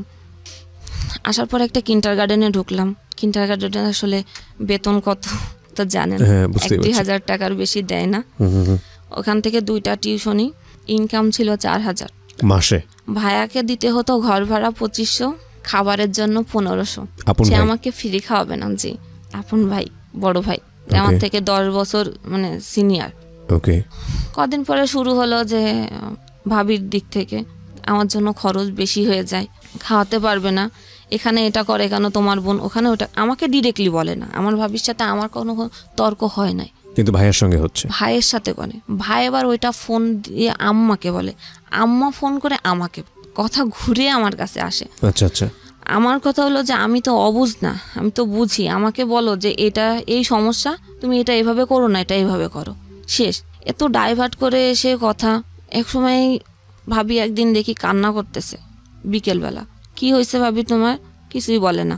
রাত্রে এসে মানে ভাইয়ার সাথে সেই গ্যাঞ্জাম।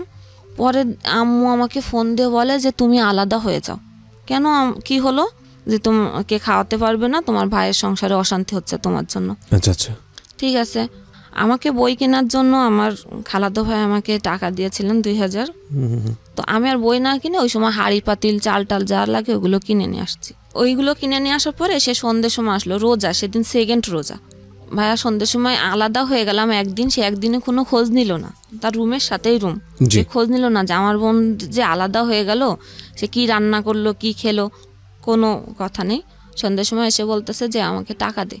আমি টাকা দিব মানে আমি টাকা কোথায় পাবো? সে আমাকে ওই টাকা চাওয়ার জন্য যে কথা বললাম, সে আমাকে এত মারলো। ছোট ভাই, আমার বড় ভাই, যে তার সাথে খায়। তো ঘরে আলনা ছিল, আলনা ভেঙে ওই কাঠ দিয়েই আমাকে মারলো। এই কানে এমন একটা থাবা মারলো যে কানের পর্দাই ফেটে গেছে। ও আর কি বলতেছে এরপরে আমি আর কিছুই শুনতে পাচ্ছি না, কারণ এক কান তো বন্ধ হয়ে যায়, আরেক কানও বন্ধ হয়ে গেছে, দুই কানে আর কিছু শুনতে পারতেছি না। ও তো আমাকে মারতেছেই। আমি মানে একদম মানে শুনতে না পারলে আমি কি রিয়াক্ট করব? আমি আর রিয়াক্ট করতে পারছি না। মারটার খেলাম। ঘর যেভাবে মানে টাকা খোঁজার জন্য একটা মানুষের ঘরে ডাকাতি করলে ঘরের যে অবস্থা করে, ও সে অবস্থা করছে ঘর। আচ্ছা। এবার ছোট ভাই তো তারাবি পড়তে গেছে, ও এসে দেখে যে ঘরের এই অবস্থা। কি হয়েছে বললাম, টাকা চাইছে, আমি দিইনি দেখে আমার সাথে এই বিহেভ। পরে আম্মাকে ফোন দিল, আম্মা আসলেন ঢাকা থেকে, এই যশোর থেকে ঢাকায় আসলেন, কিন্তু আম্মা কোনো রিয়াক্ট আর করলেন না যে কেন করলো এই। ডাক্তার তখন দেখলাম কানের থেকে ব্লিডিং হচ্ছে। ব্লিডিং হওয়ার পরে বুঝলাম যে আমি কেন শুনতে পাচ্ছি না। এরপরে ডাক্তার দেখালাম পিজিতে। কান দেখে বলেছিল যে আর মানে পর্দা জোড়া লাগবে না, কিন্তু লেগে গেছে কোনো কারণে। ওখান থেকে এবার আমাদের বলা হলো যে বাসা চেঞ্জ করে চলে যেতে। তা আমার এক কলিগ আমাকে বাসা দিলেন, বললো যে মেয়ে কলিগ, ওনার বাসা বললো ছোট একটা রুম আছে, তুমি আমার বাসাতেই থাকো, সমস্যা নেই। থাকলাম এখানে। এবার ওইখান থেকে চাকরিও চেঞ্জ করে আমি মিরপুরেই চলে আসলাম, দারুসালাম থানার এদিকে চাকরি। এখানেও আরেকটা স্কুলেই আসলাম। 4th ইয়ার পরীক্ষা শেষ হলো। তো আম্মু বললো যে অনেক দিন তো থাকছিস, আয়। মানে আমার মার কথা হলো যে আমি মা, আমি সন্তানের মানে ভালোর জন্য করতেছি, যা করতেছি এটাই রাইট, তোমার কথা বলার কোনো স্কোপ নেই, বা আমার যে কি ইচ্ছা এরকম কোনো ইচ্ছা প্রকাশ করার মতো জায়গা নাই। আচ্ছা। তখন আবার সেই একই ওই রকম নোংরা কথা টুকটাক বলেই, আমি ওই নোংরা কথাগুলো আমি কখনো মানে করতে পারি না। ওই যাওয়ার পরে একই অবস্থা। এরপরে আমার একদিন রাগ হলো, আমি তাকে বলেই বসলাম যে আমার যে ডিভোর্স হলো, আমাকে তো কিছু টাকা দিয়েছিল, মানে কাবিনের যে টাকা। এখন তো যখন আমি এই কথাটা বলি তখন 2013 সাল, আমার ডিভোর্স হয়েছে 2007 সালে। তা এত বছর আমার টাকা তো আমার মা আমার কাছ থেকে বলেই বলছিল, কিন্তু টাকাটা আমার হাতে দেয় নাই, তাদের কাছে দিছেন। আমাকে বললো যে তোমার ওই টাকাটা নিয়ে আমি ঘর তৈরি করতেছি, আর তোমাকে একটা মানে ডিপোজিট করে দেবো তোমার ভবিষ্যতের জন্য। কত টাকা ছিল ওটা? 65,000 টাকা দিছিলেন। আচ্ছা। আমার মা সেটা দিয়ে ঘর তুলছেন, তোলার পরে ভাড়া তার মতো সে চলে। আমার জন্য কোনো ডিপিএস করে নাই সেটা আমি জানি না, কারণ আমি মাকে বিশ্বাস করছি। তখন তার কাছে আমি টাকা চেলাম, সে সেম আমার মাথা নষ্ট হয়ে গেছে। ওই রিয়াকশান থেকে আমি পাগল হয়ে গেছি। আবার ওইখানে দৌড়লেন, তারা বলছে হ্যাঁ পাগল টাগল হয়ে গেছে, আর হচ্ছে গিয়ে সেটাও না, ওই মাথা একটু নষ্ট হয়েছে, সেটার কারণ হলো যে তার অন্য কারোর সাথে অ্যাফেয়ার আছে, সেই কারণে সে টাকা চাচ্ছে, এই কবিরাজি ট্রিটমেন্ট। জি। আমি আমার মাকে হাজার বোঝানোর চেষ্টা করেছি যে আমার কারোর সাথে অ্যাফেয়ার নেই, যদি সেটাই হতো তা আমি ঢাকা শহরে তো এত কয় বছর পার করে আসলাম, আমি তো অনেক কিছু করতে পারতাম, আমি সেটা করি নাই কখনো। সে শুনলো না, এক প্রকার রাগ করেই আমি বলেছিলাম তাহলে আমার টাকাগুলো আমাকে ফিরাই দাও, এবং এই যে কত বছর আমাকে টাকাগুলো রাখছো সেটা লাভ সহই আমাকে দেওয়া লাগবে। এটা যখন বলার পরে সে কি করলো, আমার মাথা তো নষ্ট হয়ে গেছে, সে বাড়ি থেকে চলে গেল আমার মা রাগ করে। যে আমার বিভিন্ন আত্মীয় স্বজনের কাছে যে বলল, এবং কবিরাজের কাছে তো আগে গেছেই, বলেছে যে আপনাকে টাকার জন্য আপনার মেয়ে আপনাকে মেরেও ফেলতে পারে। আমার মার মনে ভয় ঢুকে গেল, ও মাথা যখন খারাপ হয়ে গেছে তখন মনে হয় সত্যি সত্যি হচ্ছে যে আমাকে মেরে ফেলতে পারে। সে আমার থেকে দূরে থাকে, রান্না করে খায়। আমাকে কখনো একবারের জন্য আমার মা বলে না যে আমি তো খাচ্ছি, তুই তো এই ঘরে আসিস, আয় আমার সাথে মানে বসে খা।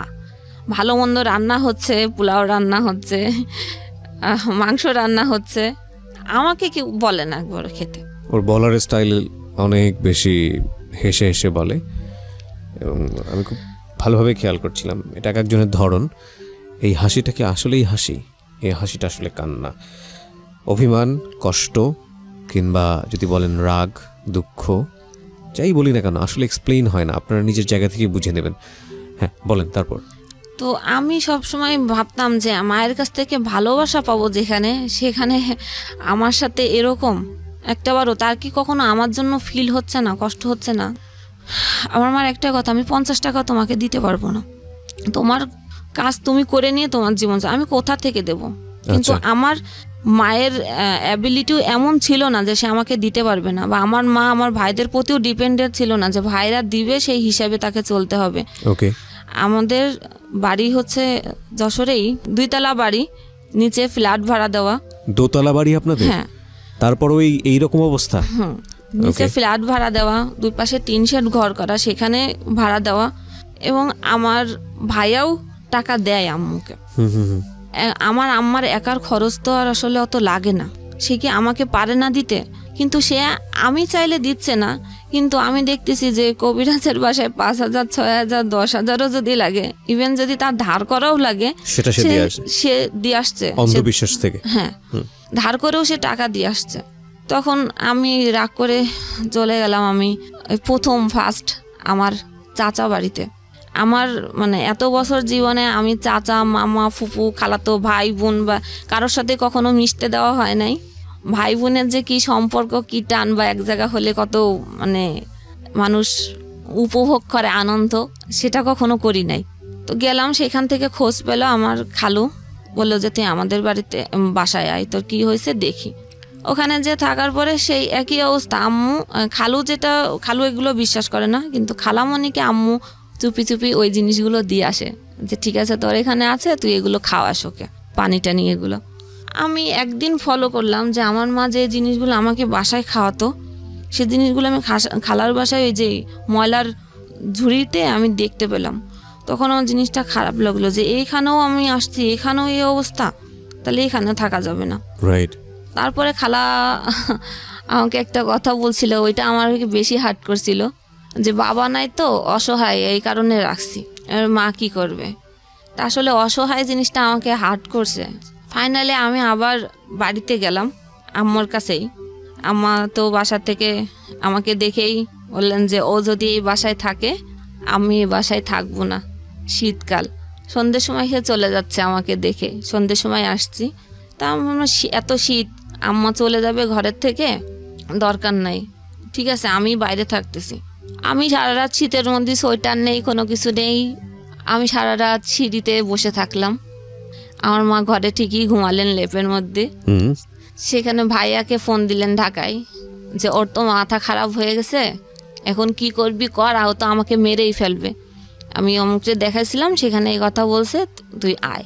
ভাইয়া ওই রাত্রেই রওনা দিল ঢাকা থেকে। আসলো সকালবেলা, এসে দেখে যে আমি দাঁড়ায় আছি উঠানে। তো মানুষজন ডেকে বলল যে দেখেন, একটা সুস্থ মস্তিষ্কের লোক কখনো এই শীতের মধ্যে সারা রাত কি বাইরে থাকতে পারে? না।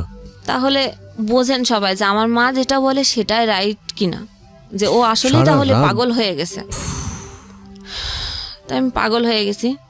আম্মাকে ওই সময় ও কি করলো, ব্যাগটা গুছাইনে পাঠাই দিল কোথায়। আমি আমার মার পিছ পিছ দৌড়াইছিলাম রাস্তা, যে তুমি যেও না, আমি তোমাকে কখনো মারবো না, আমি এটা করতে আসি নাই, আমি মারতে চাই নাই, আমি কেন মারবো, তুমি তো আমার মা, আমি তোমাকে কেন মারতে যাব। সে আমার কোনো কথা শুনল না, চলে গেল। বাসায় থাকলাম। বড় ভাইয়ের এখানে আসলেন ঢাকাতে। এখান থেকে কি বুদ্ধি পেয়ে গেছেন, আমি বাড়িতেই একাই, কোনো চাল না, কোনো কিছু না, কোনো কিছুই রেখে যায়নি, খাবার কোনো কিছু, রইছি আমি একা।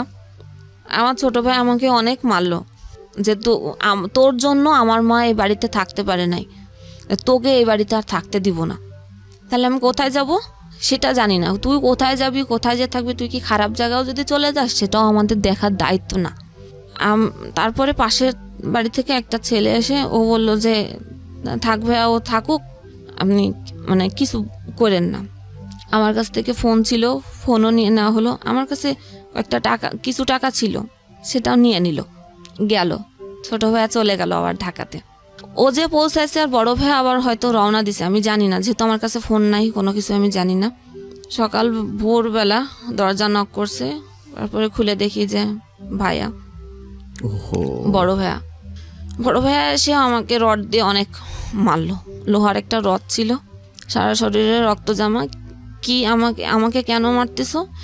তো টাকা চাইছো, একটা ছেলের সাথে সম্পর্ক, প্ল্যান করে আসছি আমি, এগুলো চাকরি টাকরি ছেড়ে দিয়ে প্ল্যান করে বাড়িতে আসছি যে টাকা পয়সা নিয়ে আমি চলে যাব। তা আমি টাকা চাইছি, ভালো কথা, টাকা নিয়ে নেয় না। টাকা মা ছিল না বাসায়, মা চলে গেছে, তুই হচ্ছে টাকা চুরি করছিস। আমি টাকা চুরি করছি, কত টাকা? 50,000 টাকা। আমি চুরি করছি, আমি চুরি করলে আমি ঘরে কেন?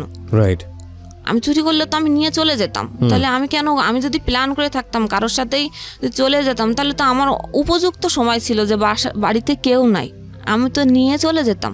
যখন সে আমার কোনো কথাই শোনে নাই, প্রচুর আমাকে মারলো এবং বাইরে থেকে তালা লাগা চলে গেল। যে আমার আব্বুর একটা ফ্রেন্ড ছিল পাশে, তাকে ডেকে আনার পরে তাকে বলল যে আম্মা বলছে যে ও হচ্ছে ঘরে সোনা গহনা ছিল, সেগুলো চুরি করে পাস করছে, আর 50,000 টাকা ছিল, সে টাকা ও পাস করে দিছে। তা আমি বলছি, এটা কে বলছে? বলছে মা বলছে।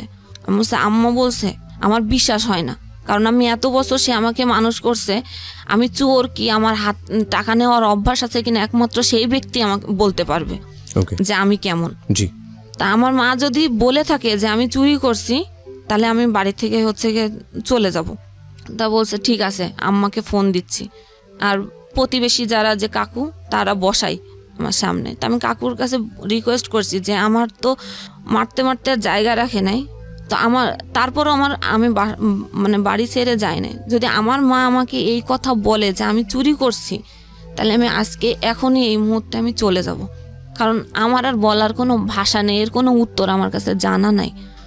ফোন দিল, লাউডে দিল। হ্যাঁ, আমার মা ওই পাশ থেকে বলছে যে আমার ঘরে 50,000 টাকা ছিল, ও চুরি করছে, গহনা ছিল 5 ভরি, সেটা ও নিছে। আমি আর কোনো রিয়াক্ট করলাম না, বললাম আচ্ছা কাকু ঠিক আছে। কাপড় চুপড় নিলাম, বাট আমার সার্টিফিকেটগুলো কেড়ে নেওয়া হলো। আমার ভাই আমার সার্টিফিকেটগুলো কেড়ে নিল, দিল না। আমি সার্টিফিকেটের জন্যই ওয়েট করতেছিলাম যে কখন দেয় ওটা। কোথাও যে করব কিছু করে, সেটার জন্য আমার সার্টিফিকেটের প্রয়োজন আছে। তারপরে বাড়িতে থাকতে দিল না, বের করে দিল ওই সময়। যে আমি আমার কাকু আমাকে নিয়ে গেলো যে আমার বাসায় থাক, দেখি তোর মাকে বোঝাতে পারি কিনা। এটা তো আপনার মেয়ে, ও তো চাইলেও পারবে না কোথাও যে কাজ করতে, বা আপনি কেন এটা বুঝতেছেন না? তাই কোনো কথাই সে শুনলো না। দেখ, আমি ঠিক করলাম তাহলে আমি কোথায় যাব। তো ব্যাগ ট্যাগ নিলাম।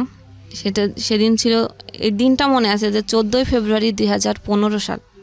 আমি সেই আগের যার সাথে আমার বিয়ে হয়েছিল, এক্স হাজব্যান্ড, জি, আমি তার অফিসে গেলাম। এতদিন পরে গেলাম সেইখানে। যাওয়ার পরে সে একটু না চেনার ভান করেছিল আমাকে দেখে। তারপরে ওইখানে যারা ছিল, মানে অফিসে তো অনেক লোকই থাকে, সেখানে পরিস্থিতি সামাল করার জন্য সে মানে নর্মালি আমার সাথে কথা বলার পর আমি বললাম যে আসলে আমার বাড়ির পরিস্থিতি একটু খারাপ, এরকম অবস্থা, আমার আসলে যাওয়ার জায়গা নেই, দেখে আমি লাস্ট অবধি এখানে আসছি, যে আমার একটু থাকার ব্যবস্থা করা যায় কিনা। সে তখন তার কলিগের বাসায় আমাকে কিছুদিন রাখার পরে একটা এনজিওতে লোক নিচ্ছিলেন, সেখানে আমাকে পাঠানো মানে কলিগের বাসায় 1 মাস রাখার পরে একটা বাসা নিয়ে দেয়। সে বাসাতে সে আসতেন বলতে তার যখন ট্রেনিং থাকতেন, এর মধ্যে সে কিন্তু বিয়ে করছে, তার একটা ছেলে সন্তানও আছে। আচ্ছা। এটার পরেও আমি যখন মানে গেলাম, সে আমাকে ওই মুহূর্তে আমার মুখের সামনে সে আমাকে ফিরাই দেয় নাই। সে কলিগের বাসায় 1 মাস রাখার পরে বাসা নিছে, সে যখন খুলনাতে বিভিন্ন ট্রেনিংয়ে যেত তখন ওইখানে যে থাকা লাগতো সেই সময়টা আসতো আমার বাসায় থাকতো। মানে আপনার সঙ্গে একটা হাজবেন্ড ওয়াইফ সম্পর্ক সেই সময়টাতে ছিল। সে যেখানে রাখছে সব জায়গায় তার ওয়াইফ পরিচয় দিয়ে রাখছে, এবং অফিসে যখন গিয়েছি সে কিন্তু বলে নাই, যে সে তখন পরিচয় করায় দিছে আমার ওয়াইফ। হ্যাঁ, আমার ওয়াইফ। 3 মাস পরেই ওই এনজিও চাকরির জন্য আমাকে পাঠায়। সেখানে যখন ভাইবা দিতে যাই, ওই ভাইবাতে ছিল একজন আপু, যে আমাদের এক বাড়ির পরেই তার বাড়ি। সে কিছুটা মানে একটু শুনছিল যেহেতু এলাকায়, তো সে বলছে তুমি ওনার ওয়াইফ, আমরা তো ওনাদের সাথে অনেক বছর কাজ করি, সেটা তো আমি জানি না। আমার তো এখানে আর বলার কিছু নেই, কারণ আমি তার কিছুই বললাম না যে আপু আমার আসলে জবটা দরকার। এখানে ট্রেনার হিসেবে আমি যোগদান করলাম। আপনার বিভিন্ন ইউনিয়ন কাউন্সিলে ভিজিডির চাল দেয় সরকার থেকে, ওটা একটা প্রকল্প। সেখানে স্যালারি আমার 5,000 টাকা ছিল, কিন্তু সে যে আমাকে ওই চাকরিটা দিয়ে আস্তে আস্তে যে দূরে মানে সরাই দেওয়ার জন্য করছে সেটা আমি বুঝি নাই। ওই কয় মাস সে আমাকে খরচ টরচ দিছে, বাসা ভাড়া দিছে, খাবার খরচ মানে সবই দিছে। এইটুকুই বা করে কে? হ্যাঁ, তাই না? না করলেও তো পারতো। রাইট। এটা করার পরে আর এবং ওই চাকরিতে ঢোকার সময় হচ্ছে 10,000 টাকা দিতে হয় জামানত। এখন অনেক মেম্বার 10 টাকা করে হলেও অনেক টাকা হয়ে যায়। যখন টাকা তোলা হতো 4 লাখ 5 লাখ করে টাকা উঠতো। এই কারণে জামানত হচ্ছে দেওয়া। 10,000 টাকা সে নিজেই দিল জামানত হিসেবে। এরপরে আর যোগাযোগ যখন করে নাই, তখন আমি বাসাতে মানুষের কাছে কি জবাবদিহিতা করব? যে কাউন্সিলরকে আমাকে দিয়ে আসছে সেখানেও তো সে একই পরিচয় দিয়ে আসছে। আমি তো কাউকেই জবাব দিতে পারি না যে তোমার হাজবেন্ড কোথায়, কেন আসে না। কোনো একটা ডাউট আছে, এটা তো মানুষ বোঝে যে মাসের পর মাস আসে না, ফোন দেয় না, খোঁজ নেয় না, নিশ্চয়ই কোনো সমস্যা আছে। আমি আর কিছু বলতাম না। এরপরে আমি চাকরিটা ছেড়ে দিলাম। এত কথা উত্তর না দিতে পেরে? হ্যাঁ। আচ্ছা। যেখানে থাকবো না ওই মুহূর্তে আর চাকরি নাই। আসলাম কোনো রিলেটিভ না, যেহেতু কোনো রিলেটিভের বাসায় আমি যাওয়ার মতো পরিস্থিতি নাই। শুধু একটা রিলেটিভের বাসায় একদিন গিয়েছিলাম থাকার জন্য 1 রাত, আমার ফুপু বাসায়। ফুপু বোন আমাকে ওই যে চোর, এজন্য সে আমাকে বটি নিয়ে কুপাতে গেছিল যে এই মুহূর্তে বাড়ি থেকে বেরোয় যা, তো এখান থেকেও চুরি করতে পারিস। কি অসহনীয় জীবন, কি অসহনীয় জীবন। অথচ সে আমার বোনটা আমার থেকে কিন্তু ছোট। এরপরে আসলাম আমাদের বাড়িতে। আপনি বলছেন এতগুলো ঘটনা ঘটে গেছে আপনার জীবনে, আপনি কাঁদছেন না? মানে আপনি কি পাথর হয়ে গেছেন শোকে? সহ্য করতে করতে এখন আর চোখে পানি আসে না। কারণ প্রতি মুহূর্তে যুদ্ধ করছি যে আমাকে উত্তরণ করতে হবে, কিন্তু একটা জিনিস এর মধ্যে শুধু মাথায় কাজ করতো যে আমাকে পড়ালেখা শেষ করতে হবে। এটা খেয়াল রাখবেন একটু, ওর গল্পটা কোথায় গিয়ে দাঁড়ায়। হ্যাঁ, তারপর এরপর আমাদের বাড়িতে দীর্ঘদিন ভাড়া ছিল। ওনাদের সাথে কোনো এক প্রকারে ওইখানে যে রাস্তা আমার দেখা, ওনারা ওইদিকে বাড়ি করছেন ওই গ্রামে। ওনাদের বাড়িতে যে আমি থাকি 1 মাস, ওনারা অনেক ভালো। 1 মাস থাকছি, আমার আম্মার সাথে তাদের প্রতিনিয়ত দেখা হতো, কিন্তু তারা কখনোই কোনো সময় বলে না যে আপনার মেয়ে আমাদের বাড়িতে আছে। বরং তারা আরও জিজ্ঞেস করতো যে ও কেমন আছে, আপনার মেয়ে কোথায়। বলতো ও আছে, ঢাকায় আছে, কিন্তু তারা তো জানতো যে আমার বাসায় আছে। তো আপনার সাথে যোগাযোগ হয় না? বলতো হয়, মানে যে কোনো একটাভাবে পাশ কাটা যেত, আমার কোনো প্রসঙ্গ আসলে কথা বলতো না। তাদের বাসায় 1 মাস থাকার পরে আমি তখন মোবাইলে ফেসবুক অ্যাকাউন্ট খুলি। আচ্ছা। এর আগে আমার ফেসবুক অ্যাকাউন্ট ছিল না। তো ফেসবুকে ফ্রেন্ড লিস্টে মানে নক করতাম ফ্রেন্ড যারা ছিল, যাদের চিনতাম না জবের জন্য। ফাইনালি একজন আমাকে বলল যে হ্যাঁ জব দিতে পারি, শর্ত আছে। কি শর্ত? টেক অ্যান্ড গিভ, যেটা এখন চলে, সবাই জানে যে টেক অ্যান্ড গিভ কি। তো আমি সেই মুহূর্তে ভাবলাম যে আমি কখনো এত কষ্ট ফেস করছি, কখনো এইরকম কোনো নোংরা জিনিস আমার মাথায় কাজ করে নাই, কিন্তু আমাকে তো জবের এখন দরকার। তখন আমি মানে রাজি হলাম, কিন্তু আমার মনে ছিল যে আমি জবটা নিব, তারপরে আমি তাকে টেকনিক্যালি অ্যাভয়েড করে যাব, এরকম কোনো ইস্যু, মানে আমি তার সাথে 2 নম্বরই করব, এটা এরকম একটা ইচ্ছা। আচ্ছা। ফাইনালি আমি আবার ঢাকায় আসলাম। তো যেদিন আমি মানে ঢাকায় আসছি সব কিছু নিয়ে, আমি ঢাকায় এসে কোথায় থাকবো, কোথায় উঠবো আমি নিজেও জানি না। রাত্রে রওনা দিলাম। অন্য সময় আমাদের ওদিকে হচ্ছে ফেরি পার হতে হয়, নদী ঘাট পার হতে হয়, অনেক জ্যাম থাকে। রাত্রে রওনা দিলে সকালে ফেরিতে ওঠে। ওদিন কোনো জ্যাম নাই, পুরো এসে রাত 2টার সময় নামাই দিছে কলাবাগান। এখন আমি কোথায় যাব? ওখানে মনে হয় সম্ভবত স্কয়ার হাসপাতাল। আমি হাসপাতালেই বসে বসে ভাবতেছি যে এখন আমি কি করব। আমাকে তো যে জবের জন্য আমাকে ডাকছে ওইখানে আমার ইন্টারভিউ দিতে যেতে হবে।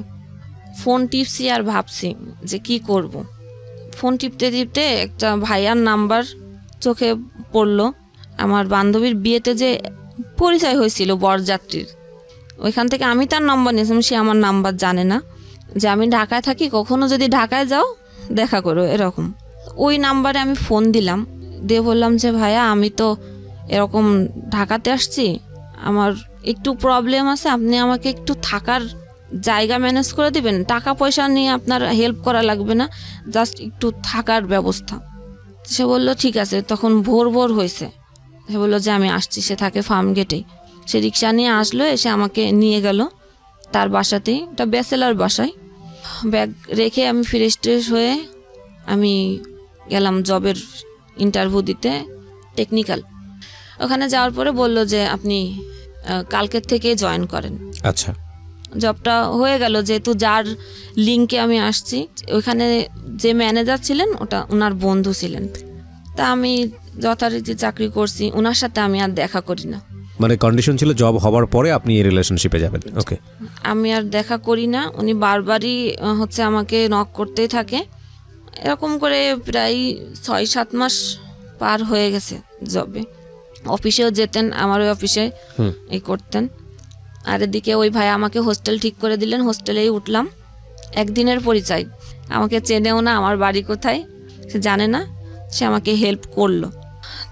হচ্ছে জব ভালোভাবে চলছিল। ওটা প্রেশার দেওয়া শুরু করলো। যখন ফোন রিসিভ না শুরু করলাম তখন আমার ম্যানেজারকে ফোন দিত, ফোন ধরে না কেন। আচ্ছা, ম্যানেজার আমাকে ডেকে জিজ্ঞেস করে তুমি কেন ফোন ধরো না, ওটা না তোমার ভাই? সে হ্যাঁ আমার ভাই। আমি তো জানি যে সে হচ্ছে কি, কিন্তু তার কাছে প্রকাশ করতে পারতাম না।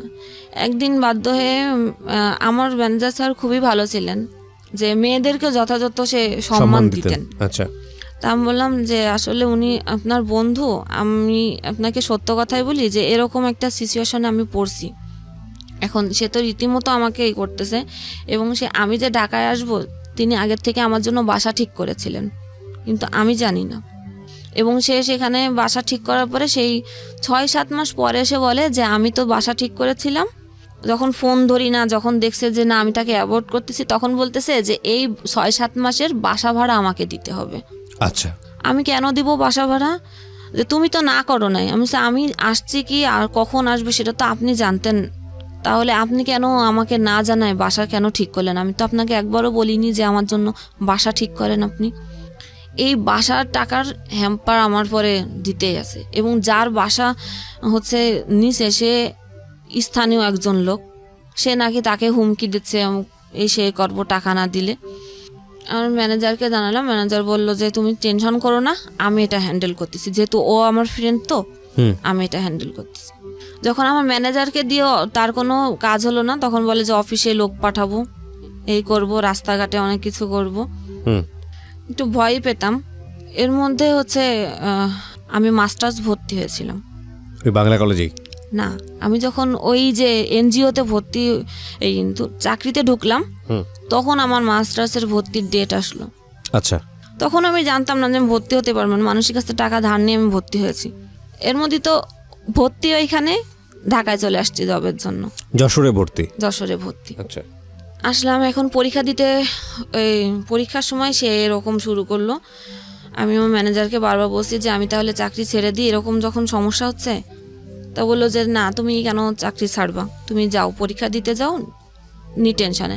আমি পরীক্ষা দিতাম, অফিস করে রাত্রে রওনা দিতাম, সকালে নামতাম, পরীক্ষা দিতাম, পড়াশোনা নাই, পরীক্ষা দিতাম, আবার আমি গাড়িতে উঠে ব্যাক করতাম। এভাবেই একদিন পর একদিন আমি এরকম জার্নি করে করে পরীক্ষা দিছি। পরীক্ষা দিলাম যুদ্ধ করেই, তার মধ্যে আবার এদিকে এই প্রেশার। অফিসে যারা ডিরেক্টর থাকেন উনি ছিলেন, আমি ছিলাম প্রশাসন বিভাগে। প্রশাসন বিভাগের ম্যানেজার আলাদা, এক্সিকিউটিভ ডিরেক্টর আলাদা, প্রোডাকশনের ম্যানেজার আলাদা, এবং আমি ছিলাম ওয়েলফেয়ার অফিসার হিসেবে। ওয়েলফেয়ার অফিসারের কাজ হলো, ওটা একটি গার্মেন্টস ফ্যাক্টরি, ওয়েলফেয়ারের কাজ হলো সেই একই, সমস্ত মহিলা কর্মীদের ট্রেনিং দিতে হবে, জি, এবং তাদের ভালো মন্দ, তাদের ম্যাটারনিটি সুবিধা, তাদের ছুটির সুবিধা এবং তাদের যে টাকা পাওনা দিই, জি, এইগুলোর সব ফ্যাসিলিটি কি সেটা আমাকে ডিট করতে হবে কোম্পানির সাথে। মালিক পক্ষের লোক থাকে আলাদা, আমি হলো তাদের পক্ষের লোক বা কনভেনার বা রিপ্রেজেন্টেটিভ। জি। তো মালিক পক্ষের থেকে বলতো কি মেয়ে নিয়ে আসছে, চেহারা ভালো না, সুন্দর মেয়ে লাগবে। আমার জায়গা যে আগে ছিল সে সুন্দর ছিল এবং তাদের সাথে সময় দিত। আমার ম্যানেজারকে বারবার বলতো তুমি এটা কি মেয়ে নিছো, একটা সুন্দর যারা ওয়েলফেয়ার সবার সাথে কাজ করবে তাকে তো সুন্দর দেখতে হবে। তো ম্যানেজার বলতো যে আমার তো কাজের দরকার, একজন শিক্ষিত মেয়ে লাগবে, প্লাস যে কাজ করতে পারে আমার তাকে লাগবে, আমার চেহারা দিয়ে কী করবো, সেটা সাপোর্ট দিত আমাকে। এবং যখন অফিস অনেক রাত করে অনেক সময় শেষ হয়ে যেত, তখন সে তার বাসায় দিকেই আমাকে নিয়ে আসতো, ছোট বোনের মতো দেখতো সে। সেটাও তাদের চোখে ডাউট লাগছে যে ম্যানেজার সবসময় ওকে সাপোর্ট করতেছে, এদিকে ওরা টাকার জন্য প্রেশার দিচ্ছে, বলতেছে যে টাকা দিব নাই, ওকে আর দেখা করতে বলো, সেখানেও ও সাপোর্ট করতেছে। তাহলে আমাদের এতদিনের বন্ধুত্ব সম্পর্ক, আর সে 2 দিন চাকরি করতে গেল, তুমি তাকে বাঁচাচ্ছ কেন? তাহলে নিশ্চয় তোমার সাথে ওর কোনো রিলেশন আছে। ওকে, এই কথা বলতেছে। তখন ম্যানেজার হয়ে তুমি যখন তোমার কাছে বলে কোনো লাভ নেই, তখন এক্সিকিউটিভ যে ডিরেক্টর তাকে বলা হবে। সেখানেও তারা ফোন দিল যে ওই মেয়ে এই সেই প্রকার আমি ভালো না, আপনার ম্যানেজার এরকম সাপোর্ট করতেছে। এবং তাদের দিক থেকেও একটা কথা ছিল যে আমার চেহারা ভালো না, সব মিলায়ে এমন একটা পরিবেশ তৈরি হলো যে আমার কাজ করাটা একদম। এবং ম্যানেজারকেও ডেকে তাদের বলা যে তোমার ওই মেয়ের সাথে এই সে আছে, তোমার ওয়াইফকে জানাই দিব। এখন কেউ তো ফ্যামিলিতে এরকম একটা নিতে চাবে না। এখন আমিও ভাবলাম যে আমার জন্য তার কেন হবে, সে তো আমাকে কখনো খারাপ চোখে দেখে নাই, আর আমাকে তো কোনো খারাপ অফারও সে কখনো দেয় নাই, তাহলে আমি কেন আমার জন্য তার ক্ষতি হতে দিব। নিলাম আমি জব ছেড়ে দিলেন। জি, জব ছেড়ে দেওয়ার পরে আমি যে কোম্পানিতে চাকরি করতাম সেই কোম্পানির নাম কিন্তু বাংলাদেশে আপনিও খুব ভালো করে জানেন। এই সময় আমি আর নতুন করে চাকরি পাচ্ছি না, যেখানেই আমি চাকরির জন্য কথা বলতেছি সেখানে সেই একই সমস্যা, গিভ অ্যান্ড টেক। এখন আমি কখনো এটার কাছে মাথা নয়। এর মধ্যে তো মনে করেন 2 বছর আমি তো বাড়ি থেকে চলে আসছি, 2 বছর হচ্ছে। 2 বছরের মধ্যে আমাকে কেউ একবারও খুঁজলো না, আমাকে কেউ একবারও ফোন দিল না, কেউ ভাবলো না যে এই মানুষটা যে বাসার থেকে চলে গেল, একটা মেয়ে মানুষ কোথায় গেল, খাচ্ছে। আমি তখনই ঠিক ফোনটা কেটে দিত, আর কখনো আমার ফোন ধরতো না। এবং আমার ভাইও না, আর আমার বড় ভাই তো আমাকে টোটালি ওই সময়ই, সেই 2 বছর আগে আমার সাথে কথা বলে নাই। এখনও অবধি আমার বড় ভাইয়ের সাথে আমার কোনো রিলেশন নাই, সে আমাকে আদৌ খোঁজে না। সে বলে যে আমার কোনো বোন নাই, আমার বোনের কোনো প্রয়োজন নাই। তারপরে তো হোস্টেলে আসি, কোনো জব পাই না। আমার যেটা জমানো ছিল, যতটুকু চলার দরকার ছিল, শেষ। এখন আমি কি করব? আমাকে তো আসলে এখন মনে হলো যে না, একজন সাথী প্রয়োজন জীবনে চলার পথে। যে আমি তো একা, আমাকে যে এরকম পারতেছে সে সেইভাবে আমাকে বলে যাচ্ছে, খারাপ কথা থেকে শুরু করে অফার দেওয়া থেকে শুরু করে খারাপ, আমি কোনো ভালো কিছু পাই নাই। তখন এই যে কোম্পানিতে আমি চাকরি করতাম, এই কোম্পানিরই একজনের সাথে আমার পরিচয় হয়েছিল। পরিচয়টা এরকম যে আমি পরীক্ষা, যখন মাস্টার্স পরীক্ষা দিতে যাচ্ছিলাম তখন অবরোধ ছিল, জি, কোনো গাড়ি নাই, আমি কিভাবে যাব তাকে বলেছিলাম, সে আমাকে ঘাট পর্যন্ত পৌঁছে দিয়েছিল। তারপরে আমি বাইকে করে করে আমি যশোর পৌঁছাইছি, যেখানে গাড়িতেই যেতে লাগে 7 ঘন্টা, বাইকে করে করে যশোর পৌঁছায়। ওই সময় পরিচয়, কথা বলার এক পর্যায়ে আমি তার সম্বন্ধে হয়তো অত কিছু জানতাম না। পরে এক পর্যায়ে আমি বলেছিলাম যে আমার তো আর কোনো গতি নাই, আমি আর পারতেছি না, আমার কাছে যা ছিল সবই শেষ। আপনি প্রেম আমি বলবো না, কারণ 1 মাসের কথা, 1 মাসে কারোর সম্পর্কে প্রেম হয়ে যায় কারোর সাথে, এটা আমি বলবো না। আমি নিরুপায় হয়ে বলেছিলাম যে আপনি কি আমাকে বিয়ে করবেন? আপনি প্রস্তাব দিয়েছিলেন? হ্যাঁ। তো সে বলেছিল করব। আমাকে কিছুদিন ঘুরিয়েছিল, আচ্ছা। করার পরে অ্যাটলিস্ট সে আমাকে বিয়ে করলো। বিয়ের পরে আমি আস্তে আস্তে জানতে পারলাম তার ওয়াইফ আছে, একটা না 2টা। বিয়ের আগে আপনি জানতেন না? না। তো জিজ্ঞেস করা উচিত ছিল? হ্যাঁ, আমি জিজ্ঞেস করেছি, সে আমাকে স্বীকার করে নাই, করছে মানে একটার কথা স্বীকার করছে এবং বলছে যে তার সাথে আমার মানে কাগজপাতি বলতে ডিভোর্স হয়ে গেছে, কোনো রিলেশন নাই, আমি এখন একাই থাকি। যেহেতু আমার একটা প্রবলেম আছে এবং কোনো মেয়ের ফ্যামিলি যদি মানে পাশে না থাকে, সে মেয়েকে কখনো আমার জানা মতে বা আমার দেখা মতে, আমার লাইফ থেকে আমি বলতেছি, যে কোনো ভালো ছেলে বিয়ে করতে চায় না। বলবে যার ফ্যামিলি যার পাশে তাই ওই মেয়ে আর কত ভালো, ওই মেয়ে তো ভালোই না। এবং সোশ্যাল কলটা এরকমই। হ্যাঁ, এবং যার মা সব জায়গায় বলতেছে যে আমার মা যদি কোনো সন্তানের নামে বলে, সেটা তো অবভিয়াসলি মানুষ বিশ্বাস করতে বাধ্য, যে মা তো সন্তানের কখনো খারাপ চায় না। মা যখন বলতেছে তাহলে ওই মেয়ে নিশ্চয়ই এরকম। কোনো দিক থেকেই আমার কোনো বিয়ের কাজ আর আমার বাড়ি থেকে কখনো দেওয়ার চেষ্টাও করেনি, খোঁজেও নি, যেহেতু আমাকে খরচ করে বিয়ে দেওয়া লাগবে, এটা তারা করবে না। ফাইনালি তো বিয়ে করার পর এগুলো জানতে পারলাম। এগুলো আবার নতুন করে আরেকটা পেইন, যে বউ আছে, তাও একটা তো জানতামই, এরপরে শুরু হলো যে আরেকটা, এবং 2 জায়গায় তার 2টা সন্তান আছে, এবং সে প্রথম ঘরে যে সন্তান আছে সেটাকে সে আজও অবধি অস্বীকার করে, যে ওটা আমার সন্তান না, ওইটা তার মানে ক্যারেক্টার খারাপ, অন্য কোথার থেকে এরকম হয়েছে। ঠিক আছে, সেটা তার ভাইয়ের সাথেই বলে, যে মানে তার ভাইয়ের সাথে সম্পর্ক ছিল। গেল সব কিছু মেনে টেনে নিয়ে আসি। এখন দেখতেছি যে তার রূপ আস্তে আস্তে বেরোচ্ছে। সে এখন আমাকেই সবসময় সন্দেহ করে, আমাকে বাসার থেকে কখনোই বেরোতে দেয় না, এবং ফিজিক্যাল টর্চার শুরু হয়ে গেছে। চাকরি কোথাও করতে দেবে না, সবাই খারাপ বলতে এখন সে আমাকে ওই পিছনের কথাগুলোই বলে, যে আমি যদি ভালো হতাম তাহলে কি আমার এরকম হতো, ওই সেই পিছনটা নিয়ে খোঁটা দেয়। হ্যাঁ, আমি যদি ভালো হতাম তাহলে আমার বাড়ির লোকেরা কি আমার সাথে এরকম করতো, এবং তোমার মা যে তোমাকে জন্ম দিছে সে কেন এরকম করে তোমার সাথে, নিশ্চয়ই তুমি খারাপ তাই করে, তোমাকে তো কেউ সহ্য করে না। এবং সে আমাকে স্পষ্ট বলে দেয় যে তোমার ভালো না লাগলে তুমি চলে যেতে পারো, আমি দিব না কোনো কাগজ, তুমি কাগজপাতি দিয়ে, এটা গতকালও আমাকে বলছে, তুমি কাগজপাতি দিয়ে চলে যেতে পারো। এখন আর জীবনের কোনো কিছু এখনও খুঁজে পায় না, এখনও আশা করি যে না, আমাকে এখনও কিছু করতে হবে, একটা জায়গায় আমাকে দাঁড়াতে হবে। হয়তো আমার নিজের যদি কিছু থাকতো, বা আমি নিজে যদি একটা জব করতাম, নিজে যদি ভালো পজিশনে থাকতাম, হয়তো আমার দিকে এই আঙ্গুলগুলো তুলতো না কেউ। তার মানে আপনি এখনো স্টিল ফাইট করে যাচ্ছেন, প্রতিনিয়ত ফাইট করে যাচ্ছেন। কেন এই গল্পটা বললেন, এই প্রশ্নটা আমি করব না, কারণ সবাইকে আমি একই প্রশ্ন করি। তো মানে আজকের এই জীবন গল্পটা শুনে অনেক মানুষই একটা জিনিস ফিল করবে, অনেক মেয়েই ফিল করবে, আল্লাহ কত ভালো রেখেছে তাদের। হ্যাঁ বলেন। আমি এখনো আমার ভুলগুলো খুঁজে পাই না, যে আমার ভুলটা ধরায় দুক, আমি শুধরে নেব। কারণ ভুল যে কাজ করে সে কিন্তু একটা ঘোরের মধ্যে থাকে, সে কিন্তু বুঝতে পারে না যে আমি ভুল করতেছি না ঠিক করতেছি। আমি ফাইটের মধ্যে আমার সামনে যেই পজিশন আসছে সেই পজিশন মেনটেন করে আমি চলছি না, এটা যখন আমার সামনে এসে দাঁড়াচ্ছে তাহলে আমাকে এখন এটা করতে হবে, কিন্তু সেটা ভুল না ঠিক আমি নিজেও এখনও জানি না, যে আসলে কি আমি ভুল করেছি। সব ভুলের জন্য কি আমিই দায়ী? আমাকেই সবসময় সবাই আমাকেই দায়ী করেছে, যে আজকে সব কিছুর ভুলের পিছনে আমিই দায়ী। এখনও অবধি আমাকেই দায়ী করে, আর এখনও অবধি আমার মার সাথে আমার কোনো যোগাযোগ নাই।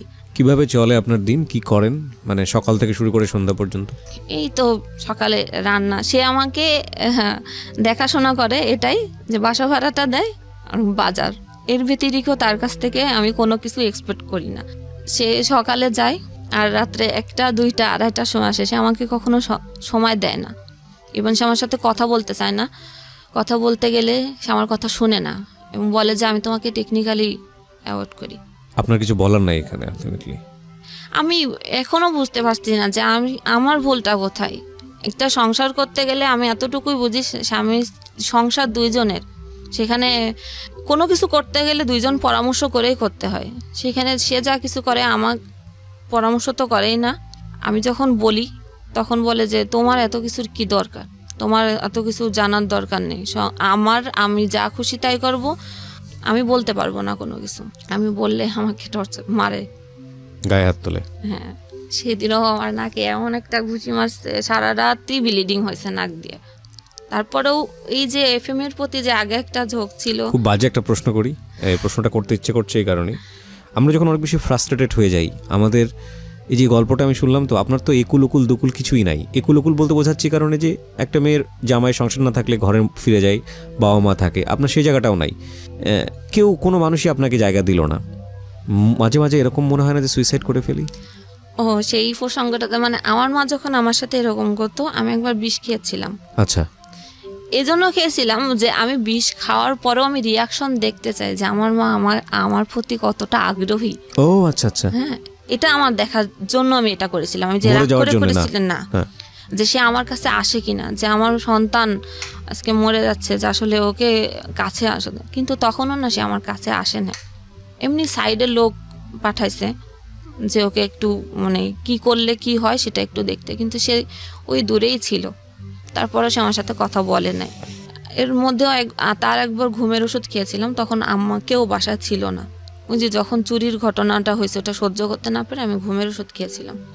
এখন আর মনে হয় না যে আর মরবো, কারণ ওটাও কষ্ট আছে।